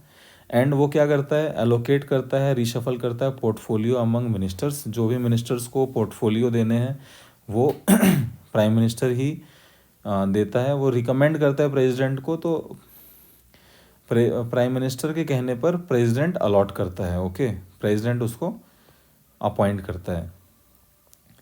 एंड किसी भी मिनिस्टर को अगर डिसमिस करना है तो प्राइम मिनिस्टर उसे प्रेसिडेंट को एडवाइस करेगा।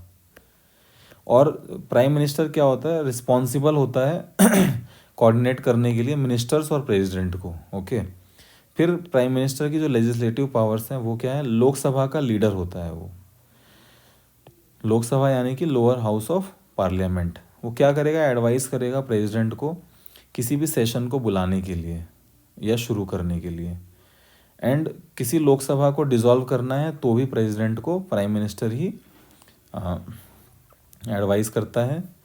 And announce government policy on the floor of house, appoint powers, या सभी को मतलब जितने भी पोर्टफोलियो हैं वो सभी मिनिस्टर्स को देगा, और जो गवर्नमेंट पॉलिसीज़ हैं वो भी अनाउंस करेगा प्राइम मिनिस्टर। एंड ये प्रेसिडेंट को एडवाइस करेगा कि किस मिनिस्टर को कौन सा पोर्टफोलियो देना है। एंड प्रेसिडेंट को एडवाइस करता है इम्पोर्टेंट ऑफिशियल पोस्ट के लिए, जैसे attorney general, CAG, UPSC members पे किसको अपॉइंट करना है, उसके लिए एडवाइस करता है। अब देखिए, बात करेंगे इमरजेंसीज़ के बारे में। इसमें कुछ कुछ चीज़ें देखिए, पहले मैंने थोड़ा ब्रीफ में बताया था, तो बाद में उसको जब हमारा टॉपिक शुरू होगा तो हम थोड़ा एक्सप्लेनेटरी फॉर्म में उसको देखेंगे, थोड़ा सा हमारा कॉन्सेप्ट भी क्लियर हो जाएगा। और मैंने कोशिश किया है कि इस लेक्चर में सभी जितने भी टॉपिक्स हैं वो सारे कवर हो जाएं। अगर आप इस वीडियो को देख रहे हैं तो कभी भी एग्ज़ाम से पहले एक बार आप इसको ज़रूर देख के जाएं। डेफिनेटली मुझे उम्मीद है कि आपके बहुत सारे क्वेश्चंस, बहुत सारे डाउट्स क्लियर हो जाएंगे और एक अच्छी क्लैरिटी मिलेगी पॉलिटिकल साइंस को समझने के लिए।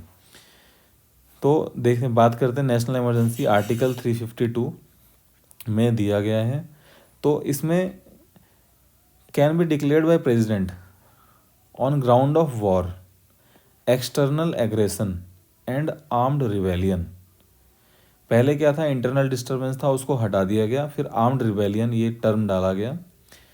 ओके, फिर जो हमारा जो फेडरल स्ट्रक्चर है वो क्या होता है, वो सारा जो जितनी पावर है वो सेंट्रल गवर्नमेंट में, मतलब यूनियन में निहित हो जाती है। नेशनल इमरजेंसी के टाइम में स्टेट्स के पास कोई पावर नहीं रहती।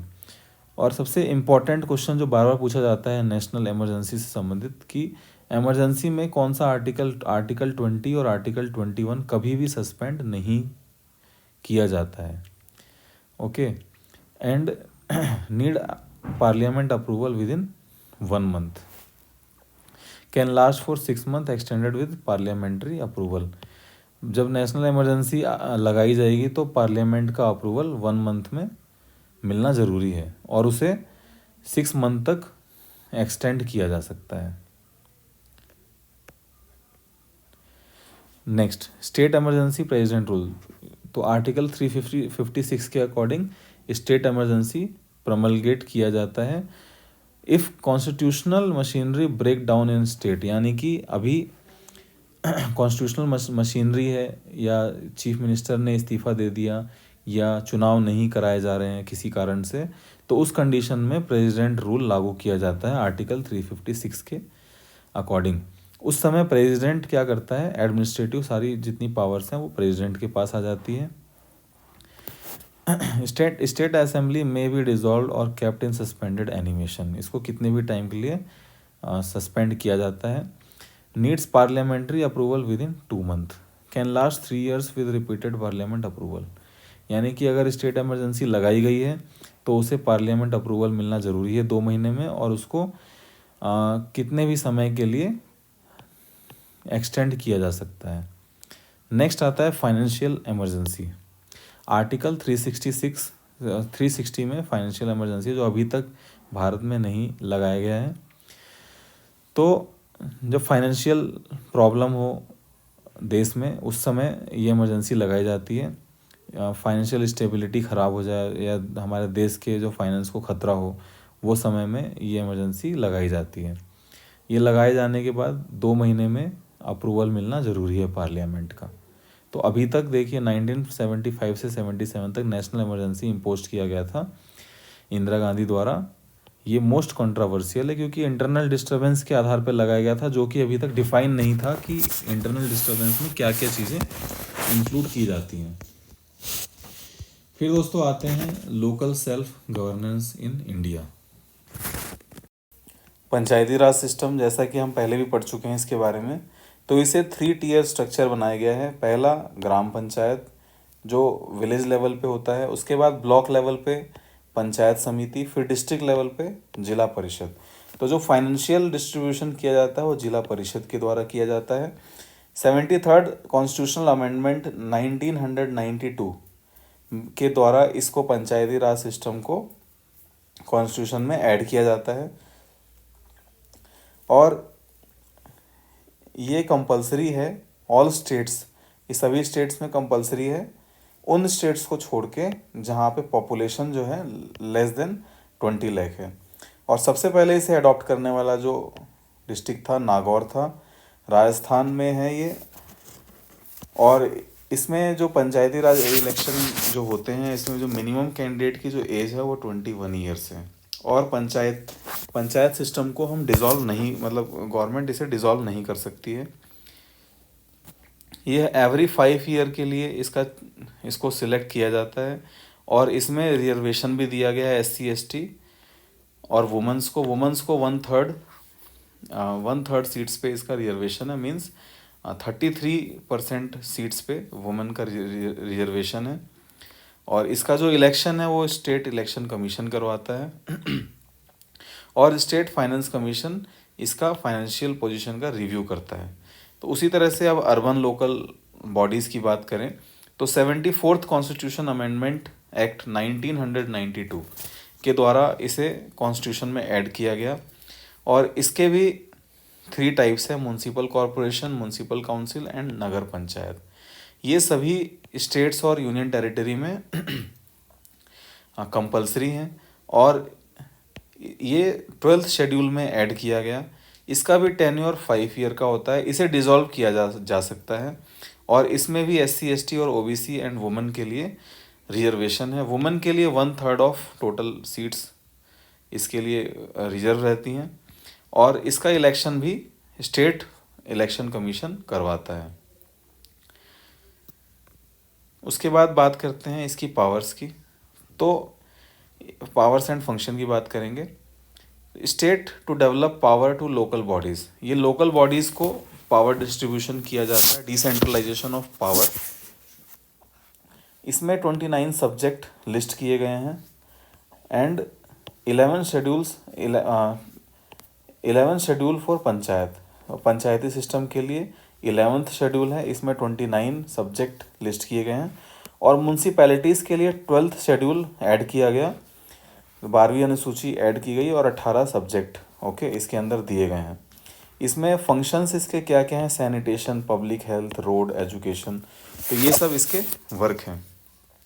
इसको फंडिंग कहाँ से मिलता है, central finance commission and state finance commission, and जो टैक्स रिवेन्यू है उससे मिलता है, एंड जो लोन, ये स्टेट गवर्नमेंट से लोन लिए जाते हैं।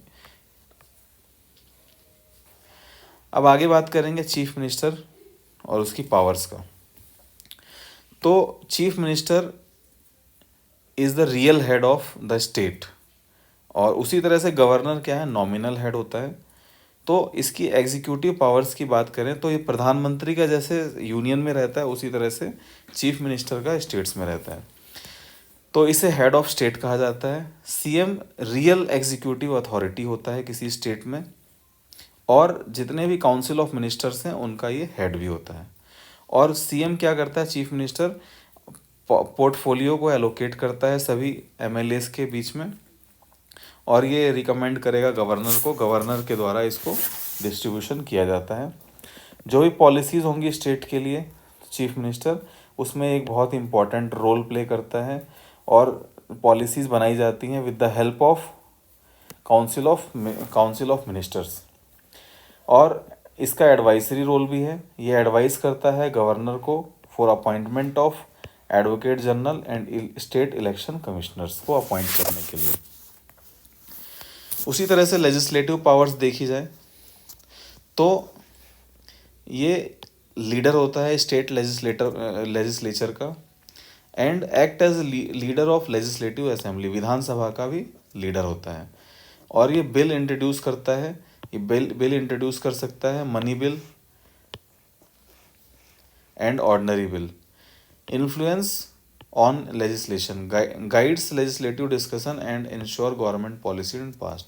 तो ये सभी पॉलिसीज के लिए रिस्पॉन्सिबल होता है। फिर इसकी फाइनेंशियल पावर, बजट रिप्रेजेंट करता है, play a key role in preparing and presenting the state budget.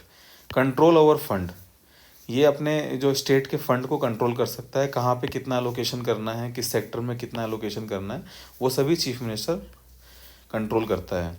इसकी एडमिनिस्ट्रेटिव पावर्स की बात करें तो ये अपॉइंट करता है स्टेट एडमिनिस्ट्रेटिव पोस्ट को, जितनी भी स्टेट एडमिनिस्ट्रेटिव पोस्ट हैं उनको, उनके हेड को अपॉइंट करने के लिए रिकमेंडेशन देता है। और ये गवर्नर और काउंसिल ऑफ मिनिस्टर्स के बीच में एक कड़ी का काम करता है, तो जिसकी वजह से स्टेट का एक वर्किंग सही तरीके से चल सके। फिर इमरजेंसी पावर्स में देखते हैं, crisis management act as chief decision maker during emergency like natural disaster and law and other crisis. ये क्या करता है, किसी भी आपदा के समय में, क्राइसिस के समय में ये चीफ डिसीजन मेकर होता है। ये डिसाइड करता है कि उसको कैसे टैकल करना है, कितना सपोर्ट प्रोवाइड करना है। और ये गवर्नर का एडवाइज़र भी होता है। और provide input to the governor during present rule under 356। So अगर कोई इमरजेंसी लगा हुआ है, प्रेसिडेंट रूल लगा हुआ है आर्टिकल 356 के दौरान, तो ये गाइड करेगा गवर्नर को कि क्या क्या करना है स्टेट के लिए। अब बात करते हैं गवर्नर ऑफ स्टेट की, इसकी पावर्स के बारे में देखेंगे। सो एग्जीक्यूटिव पावर देखेंगे इसकी। तो ये क्या करता है, अपॉइंट करता है चीफ मिनिस्टर को एंड अदर मिनिस्टर्स को on the recommendation of chief minister. And ये काउंसिल ऑफ मिनिस्टर्स को डिसमिस कर सकता है अगर मेजॉरिटी चली जाती है तो। Appointment important state official like, ये advocate general state election commissioner को अपॉइंट करता है, किसकी सलाह पे, चीफ मिनिस्टर की सलाह पे। All executive actions of the state government are taken in the governor's name. कोई भी कानून बनेगा, कुछ भी रूल लाया जाएगा तो गवर्नर के नाम पर ही लाया जाता है। तो गवर्नर का जो कोई फिक्स टेन्योर नहीं है, जब तक प्रेसिडेंट चाहेगा तब तक वो गवर्नर की पोस्ट पे रह सकता है। उसी तरह से चीफ मिनिस्टर का भी एक्चुअली 5 ईयर्स के लिए इलेक्ट होता है, बट इसका भी कोई फिक्स टेन्योर नहीं है, क्योंकि जब तक उसके पास मेजोरिटी है तभी तक वो चीफ मिनिस्टर है। उसकी मेजोरिटी चली गई तो उसको चीफ मिनिस्टर के पद से हटा दिया जाएगा। फिर बात करते हैं लेजिस्लेटिव पावर्स की। तो गवर्नर क्या करता है, समन करता है, शुरू करता है और ख़त्म करता है स्टेट लेजिस्लेचर को, ओके। और एड्रेस करता है फर्स्ट सेशन जब भी स्टार्ट होता है स्टेट लेजिस्लेचर का एवरी ईयर, जब फर्स्ट सेशन स्टार्ट होता है तो उसे एड्रेस करता है।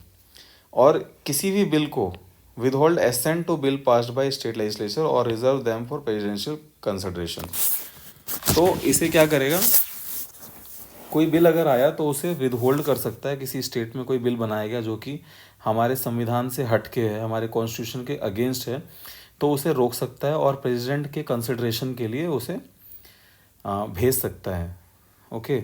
और ये क्या करता है, ऑर्डिनेंस को भी लागू करता है जब लेजिस्लेचर सेशन में नहीं होता। फिर जब लेजिस्लेचर सेशन में आएगा तो उसे 6 वीक्स के अंदर उसे पास करना पड़ेगा, अदरवाइज वो नल एंड वाइड हो जाएगा। इसकी फाइनेंशियल पावर को देखते हैं।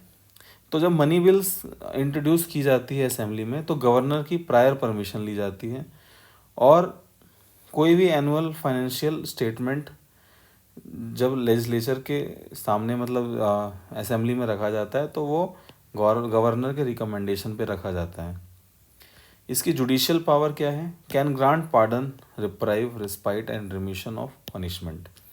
ये क्या कर सकता है, किसी भी सज़ा को माफ़ कर सकता है एक्सेप्ट मृत्युदंड, यानी कि सेंटेंस टू डेथ उसे वो माफ़ नहीं कर सकता गवर्नर, प्रेसिडेंट उसे कर सकता है। और अगर कहीं कोर्ट मार्शल हुआ है किसी आर्मी या मिलिट्री के सैनिक को, किसी व्यक्ति को, तो ऑफिशियल को, तो उसे गवर्नर माफ़ नहीं कर सकता, उसे प्रेसिडेंट माफ़ कर सकता है।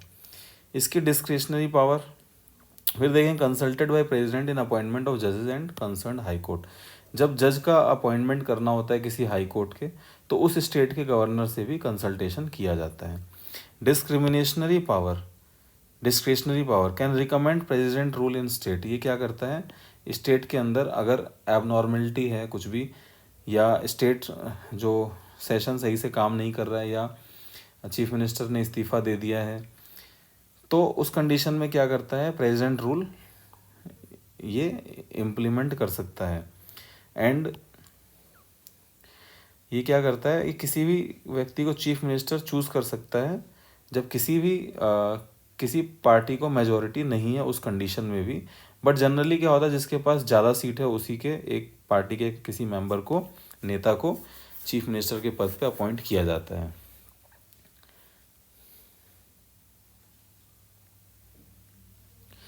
फिर अब बात करते हैं जुडिशरी की, हाई कोर्ट। तो दोस्तों सबसे पहले देखिए, हाई कोर्ट का जो जज है वो क्या होना चाहिए, उसकी क्वालिफिकेशन क्या है, वो फर्स्ट सिटीजन ऑफ इंडिया होना चाहिए। उसने किसी भी जुडिशियल ऑफिस में किसी भी निचले अदालत में 10 साल तक जज रहा होना चाहिए, या वो हाई कोर्ट में 10 ईयर्स तक जज होना चाहिए, और उसकी जो मैक्सिमम एज है वो 62 ईयर्स तक है। इसकी मिनिमम एज के बारे में कोई भी प्रावधान नहीं है।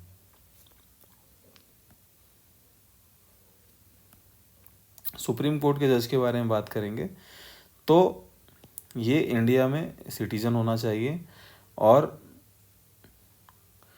इसका क्वालिफिकेशन क्या है, मिनिमम हाई कोर्ट में 5 ईयर्स तक जज होना चाहिए, या हाई कोर्ट में एडवोकेट होना चाहिए 10 ईयर्स के लिए, या राष्ट्रपति की नज़रों में एक अच्छा एडवोकेट होना चाहिए। तो और इसका जो मिनिमम एज क्राइटेरिया कुछ भी नहीं है, मैक्सिमम एज ये 65 ईयर्स तक ये वर्क कर सकता है।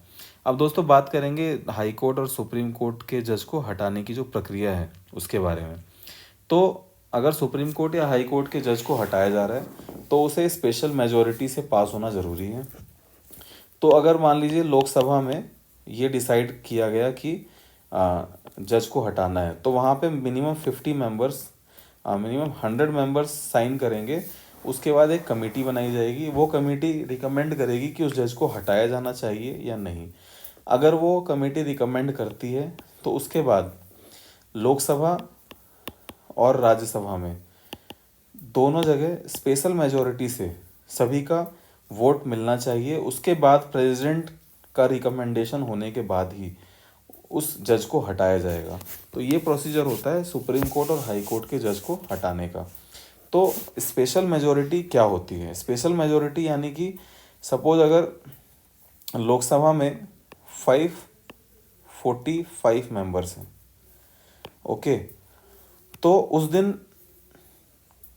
450 मेंबर्स अवेलेबल थे जिस दिन वोटिंग हुआ, तो जितने टोटल मेंबर्स हैं उसका 50% मीन्स 272, एंड जितने मेंबर्स उस दिन अवेलेबल हैं उसका 2/3 यानी कि 300, यानी कि 66%। तो अभी ये 272 से भी ज़्यादा होना चाहिए और 300 से भी ज़्यादा होना चाहिए।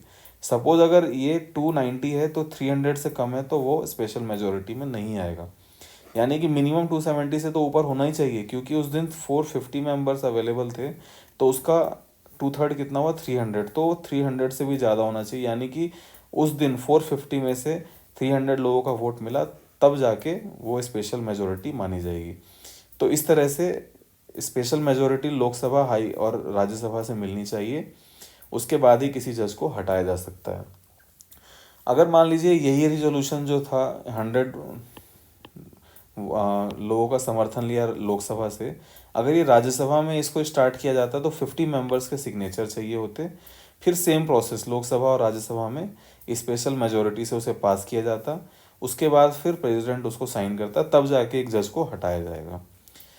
अब देखेंगे जो जुडिशरी सिस्टम है वो किस तरह से। पहले देखिए, सबसे एपेक्स कोर्ट जो है वो सुप्रीम कोर्ट है, फिर हाई कोर्ट है और उसके बाद सबऑर्डिनेट डिस्ट्रिक्ट कोर्ट है। तो अभी प्रेजेंट में 25 हाई कोर्ट है इंडिया में, और डिस्ट्रिक्ट कोर्ट सभी स्टेट्स के अंदर है, लोकल जगह पे। तो मेनली जो हाई कोर्ट की संख्या है वो 25 है, और एक सुप्रीम कोर्ट है। सुप्रीम कोर्ट दिल्ली में सिचुएटेड है, और इसमें जजेस की संख्या कितनी है, एक चीफ जस्टिस है और 33 जजेस हैं। इसे अपॉइंट किया जाता है प्रेसिडेंट के द्वारा। तो किसी भी जज को प्रेसिडेंट के द्वारा ही अपॉइंट किया जाता है। और प्रेसिडेंट को शपथ कौन दिलाता है? प्रेसिडेंट को शपथ दिलाता है सुप्रीम कोर्ट का चीफ जस्टिस। बट अगर प्रेसिडेंट अपना इस्तीफा देगा तो किसे देगा? वाइस प्रेसिडेंट को। तो दोस्तों ये बहुत ही ज़्यादा इंपॉर्टेंट है, इसको आपको ध्यान रखना है। और इसकी जो चीफ जस्टिस सुप्रीम कोर्ट के जजेस की जो एज होती है वो 65 ईयर्स तक होती है। इसके पावर एंड फंक्शंस की बात करें तो दोस्तों ये गार्जियन होता है कॉन्स्टिट्यूशन का, ये संविधान का एक रक्षक होता है, और ये अपील करने के लिए हाईएस्ट कोर्ट है किसी भी सिविल और क्रिमिनल मैटर्स में। और ये पावर ऑफ जुडिशियल रिव्यू है। अगर किसी भी संविधान के किसी भी लॉ को चेंज किया जा रहा है तो ये जुडिशियल रिव्यू कर सकता है। अगर वो किसी भी तरीके से हमारे मौलिक अधिकारों का हनन हो रहा है, अगर हमारे फंडामेंटल राइट को अबॉलिश किया जा रहा है उसे, तो जुडिशियल रिव्यू करके उसे कोर्ट नल एंड वॉइड कर सकता है सुप्रीम कोर्ट। और ये रिट्स इशू कर सकता है अगर इन्फोर्समेंट ऑफ फंडामेंटल राइट। तो ये अगर फंडामेंटल राइट्स का हनन किया जा रहा है तो ये रिट्स को भी इशू कर सकता है। एंड स्टेट्स और सेंटर के जो डिस्प्यूट्स हैं वो भी सुप्रीम कोर्ट ही रिजॉल्व करता है। फिर हाई कोर्ट की बात करते हैं। High court is the highest court in state, और एक चीफ जस्टिस होगा उसमें और अदर जजेस होंगे। और हाई कोर्ट के जजेस को भी प्रेसिडेंट ही अपॉइंट करता है with the consultation of chief justice of India and governor of that state. इसका जो रिटायरमेंट एज है हाई कोर्ट के जजेस का वो 62 ईयर्स का है।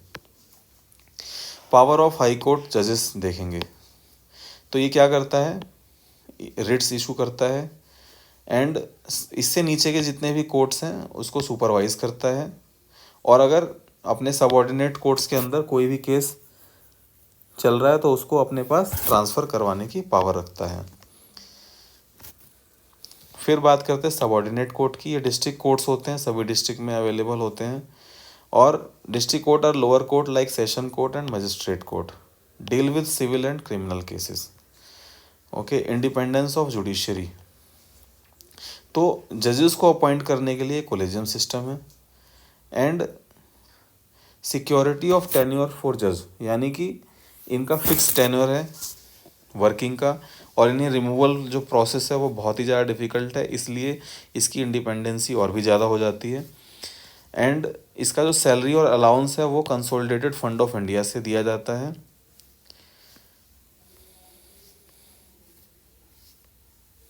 अगर कोई भी कोर्ट का कंटेम्प्ट करता है तो उसे वो पनिशमेंट भी दे सकता है। अभी देखिए जो मेन जो रिट्स हैं कोर्ट, हाई कोर्ट के पास और सुप्रीम कोर्ट के पास, उसके बारे में बात करेंगे। तो पहला है हैबियस कॉर्पस, यानी कि टू हैव द बॉडी, यानी कि कोई भी पर्सन, किसी को भी अगर अरेस्ट किया गया है तो उसे जज के सामने पेश करना ज़रूरी है। तो वो कोई भी किसी को अरेस्ट करके अपने पास ज़्यादा समय के लिए नहीं रख सकता। अरेस्ट किया गया है तो इमीडिएटली उसे कोर्ट में पेश करना है। तो ये रिट्स हैं। फिर बात करते हैं मैंडामस, वी कमांड। तो authority to perform their duty to lower court, यानी कि लोअर कोर्ट को ये कमांड देता है कि वो अपना काम ठीक से करे। प्रोहिबिशन, तो अगर मान लीजिए किसी कोर्ट के दायरे से अगर कोई जजमेंट बाहर है तो उसे वो रोक सकता है उसको उसका फैसला सुनाने के लिए। वो अपने पास ले लेगा। फिर सर्टरी, इसमें क्या है, ये use to transfer case from lower court to high court. अगर मान लीजिए कोर्ट में कोई फैसला सुनाया गया है तो उसे दोबारा से हाई कोर्ट में चैलेंज किया जा सकता है। तो जितना भी कोर्ट का जो डॉक्यूमेंट है वो हाई कोर्ट में पेश किया जाएगा। फिर कोवेरेंटो, अगर कोई भी इलीगल तरीके से कोई ऑफिस ऑक्यूपाई करके बैठा है तो उसके खिलाफ कोवेरेंटो रिट जारी किया जाता है और उसे हटाया जाता है। अब बात करेंगे elections, nomination and national parties की। तो देखिए, election commission supervise the conduct election, ये कौन से आर्टिकल में है, 324 में। फिर आर्टिकल 325 में no discrimination in electoral roll based on the caste, race and sex. तो ये कास्ट एंड सेक्स के आधार पे कोई भी डिस्क्रिमिनेशन नहीं किया जाएगा, कोई भेदभाव नहीं किया जाएगा। Okay, article 326 universal adult suffrage for citizen aged 18 and above, यानी कि सभी को वोट देने का अधिकार है, 18 ईयर से ऊपर के सभी लोगों को। टाइप ऑफ इलेक्शंस, तो जनरल इलेक्शंस जो होते हैं लोकसभा के और राज्यसभा के, ये स्टेट राज्यों के, तो वो क्या करते हैं, एवरी 5 ईयर्स में कंडक्ट किए जाते हैं। By elections, to fill vacant seat during resignation, अगर किसी सांसद या विधायक का डेथ हो जाता है, रिजाइन कर देता है, डिस्क्वालीफाई हो जाता है, तो दोबारा से वो इलेक्शन करा सकता है। तो presidential election and vice presidential election को भी ये कंडक्ट करवाता है। राज्यसभा इलेक्शन को भी ये कंडक्ट करवाता है। इलेक्शन कमीशन ऑफ इंडिया, इसका गठन जनवरी 25, 1950 में हुआ था। Chief election commissioner and other election commissioner, इसमें 1 चीफ इलेक्शन कमिश्नर है और अदर इलेक्शन कमिश्नर्स हैं।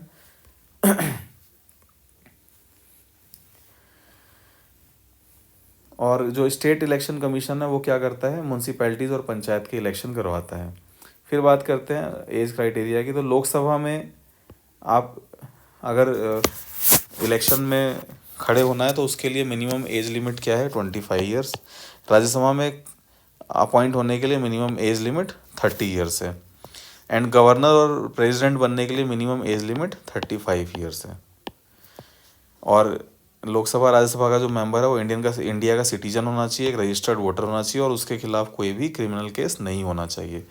अब लास्ट दोस्तों बात करेंगे पॉलिटिकल पार्टी के बारे में, नेशनल पार्टी के बारे में। सबसे पहले देखेंगे अभी करंट में नेशनल पार्टी कौन सी है। टोटल 7 नेशनल पार्टी है 2025 में। Bharatiya Janata Party, Indian National Congress, Communist Party of India, Communist Party of India, Marxist, Bahujan Samaj Party, national peoples party, आम आदमी पार्टी। इसमें से एक क्वेश्चन जरूर पूछा जाता है तो इसको देखेंगे आगे। देखिए, कोई भी पार्टी को नेशनल पार्टी का दर्जा मिलने के लिए मिनिमम जो लोकसभा सीट हैं उसमें से किसी भी 3 स्टेट्स में 2% लोकसभा सीट टोटल मिलनी चाहिए। ओके, तो उसे नेशनल पार्टी का दर्जा दिया जाएगा किसी भी पार्टी का। या अगर 6% लोकसभा चुनाव में 6% वैलिड वोट उसको मिल जाते हैं तो भी उसको नेशनल पार्टी का दर्जा दे दिया जाएगा। या असेंबली इलेक्शंस में 4 या उससे ज़्यादा स्टेट्स में टोटल 4 अगर लोकसभा सीट अगर वो जीत जाता है, मतलब 4 स्टेट में एक करके 4 लोकसभा सीट जीत गया, तो भी उसे नेशनल पार्टी का दर्जा दे दिया जाएगा। या अगर किसी 4 स्टेट में अगर वो रिकॉग्नाइज्ड पार्टी है, स्टेट पार्टी का दर्जा उसे मिला हुआ है, तो भी उसे नेशनल पार्टी का दर्जा दे दिया जाता है। तो ये कंडीशन होती है नेशनल पार्टी बनाने के लिए। तो इलेक्शंस के बारे में देखेंगे। फर्स्ट जनरल इलेक्शन 1951 to 52 में हुआ था। मिनिमम जो एज ऑफ वोटिंग है वो 18 ईयर्स किया गया, पहले 21 था। तो amendment act 61st amendment act 1989 में इसको किया गया, यूनिवर्सल एडल्ट फ्रेंचाइजी। तो पहले 21 ईयर्स के मेंबर्स अभी वोट देते थे लोग, अभी 18 ईयर्स तक के देते हैं। लार्जेस्ट लोकसभा कॉन्स्टिट्यूंसी क्या है, Telangana. Malkajgiri Telangana. Smallest Lok Sabha constituency Lakshadweep. Symbol allocation managed by election commission under election symbol. Reservation and allocate allotment order 1968। तो 1968 का जो ऑर्डर था उसके अकॉर्डिंग क्या होता है, सिंबल का एलोकेशन किया जाता है। तो दोस्तों आई होप कि आपको ये वीडियो बहुत यूज़फुल लगी होगी। कुछ इसमें अगर मैंने कुछ ये लंबी वीडियो थी तो कुछ आपको डाउट हो, कुछ प्रॉब्लम हो, या मैंने कहीं कुछ बाय मिस्टेक कुछ गलत लिख दिया हो तो आप उसे कमेंट करके उसे करेक्ट कर सकते हैं। और thank you very much for watching this video. दोस्तों इस तरह की मैं और भी आपको very soon within 1 week और 2 वीक आपको हिस्ट्री की मैं एंशियंट हिस्ट्री, मेडिवल हिस्ट्री और मॉडर्न हिस्ट्री का एक पूरा मैं आपके लिए एक मैराथन वीडियो लाने वाला हूँ। सो आई होप कि आपको ये वीडियो अच्छी लगी हो। आप डेफिनेटली इस वीडियो को शेयर करें अपने दोस्तों में। अगर आप रेलवे ग्रुप डी या अदर एनटीपीसी और एसएससी एग्ज़ाम दे रहे हैं तो एटलीस्ट एक बार इस वीडियो को गो थ्रू होकर जाएं। ये वीडियो आपके लिए बहुत ही ज़्यादा हेल्पफुल रहेगी। और नीचे मैं टेलीग्राम लिंक दे रहा हूँ और वहाँ पे आप ग्रुप को ज्वाइन कर सकते हैं। उसमें आपको जितने भी पीडीएफ्स वगैरह हैं वो सभी आपको मिल जाएंगे easily. Thank you very much for watching this video.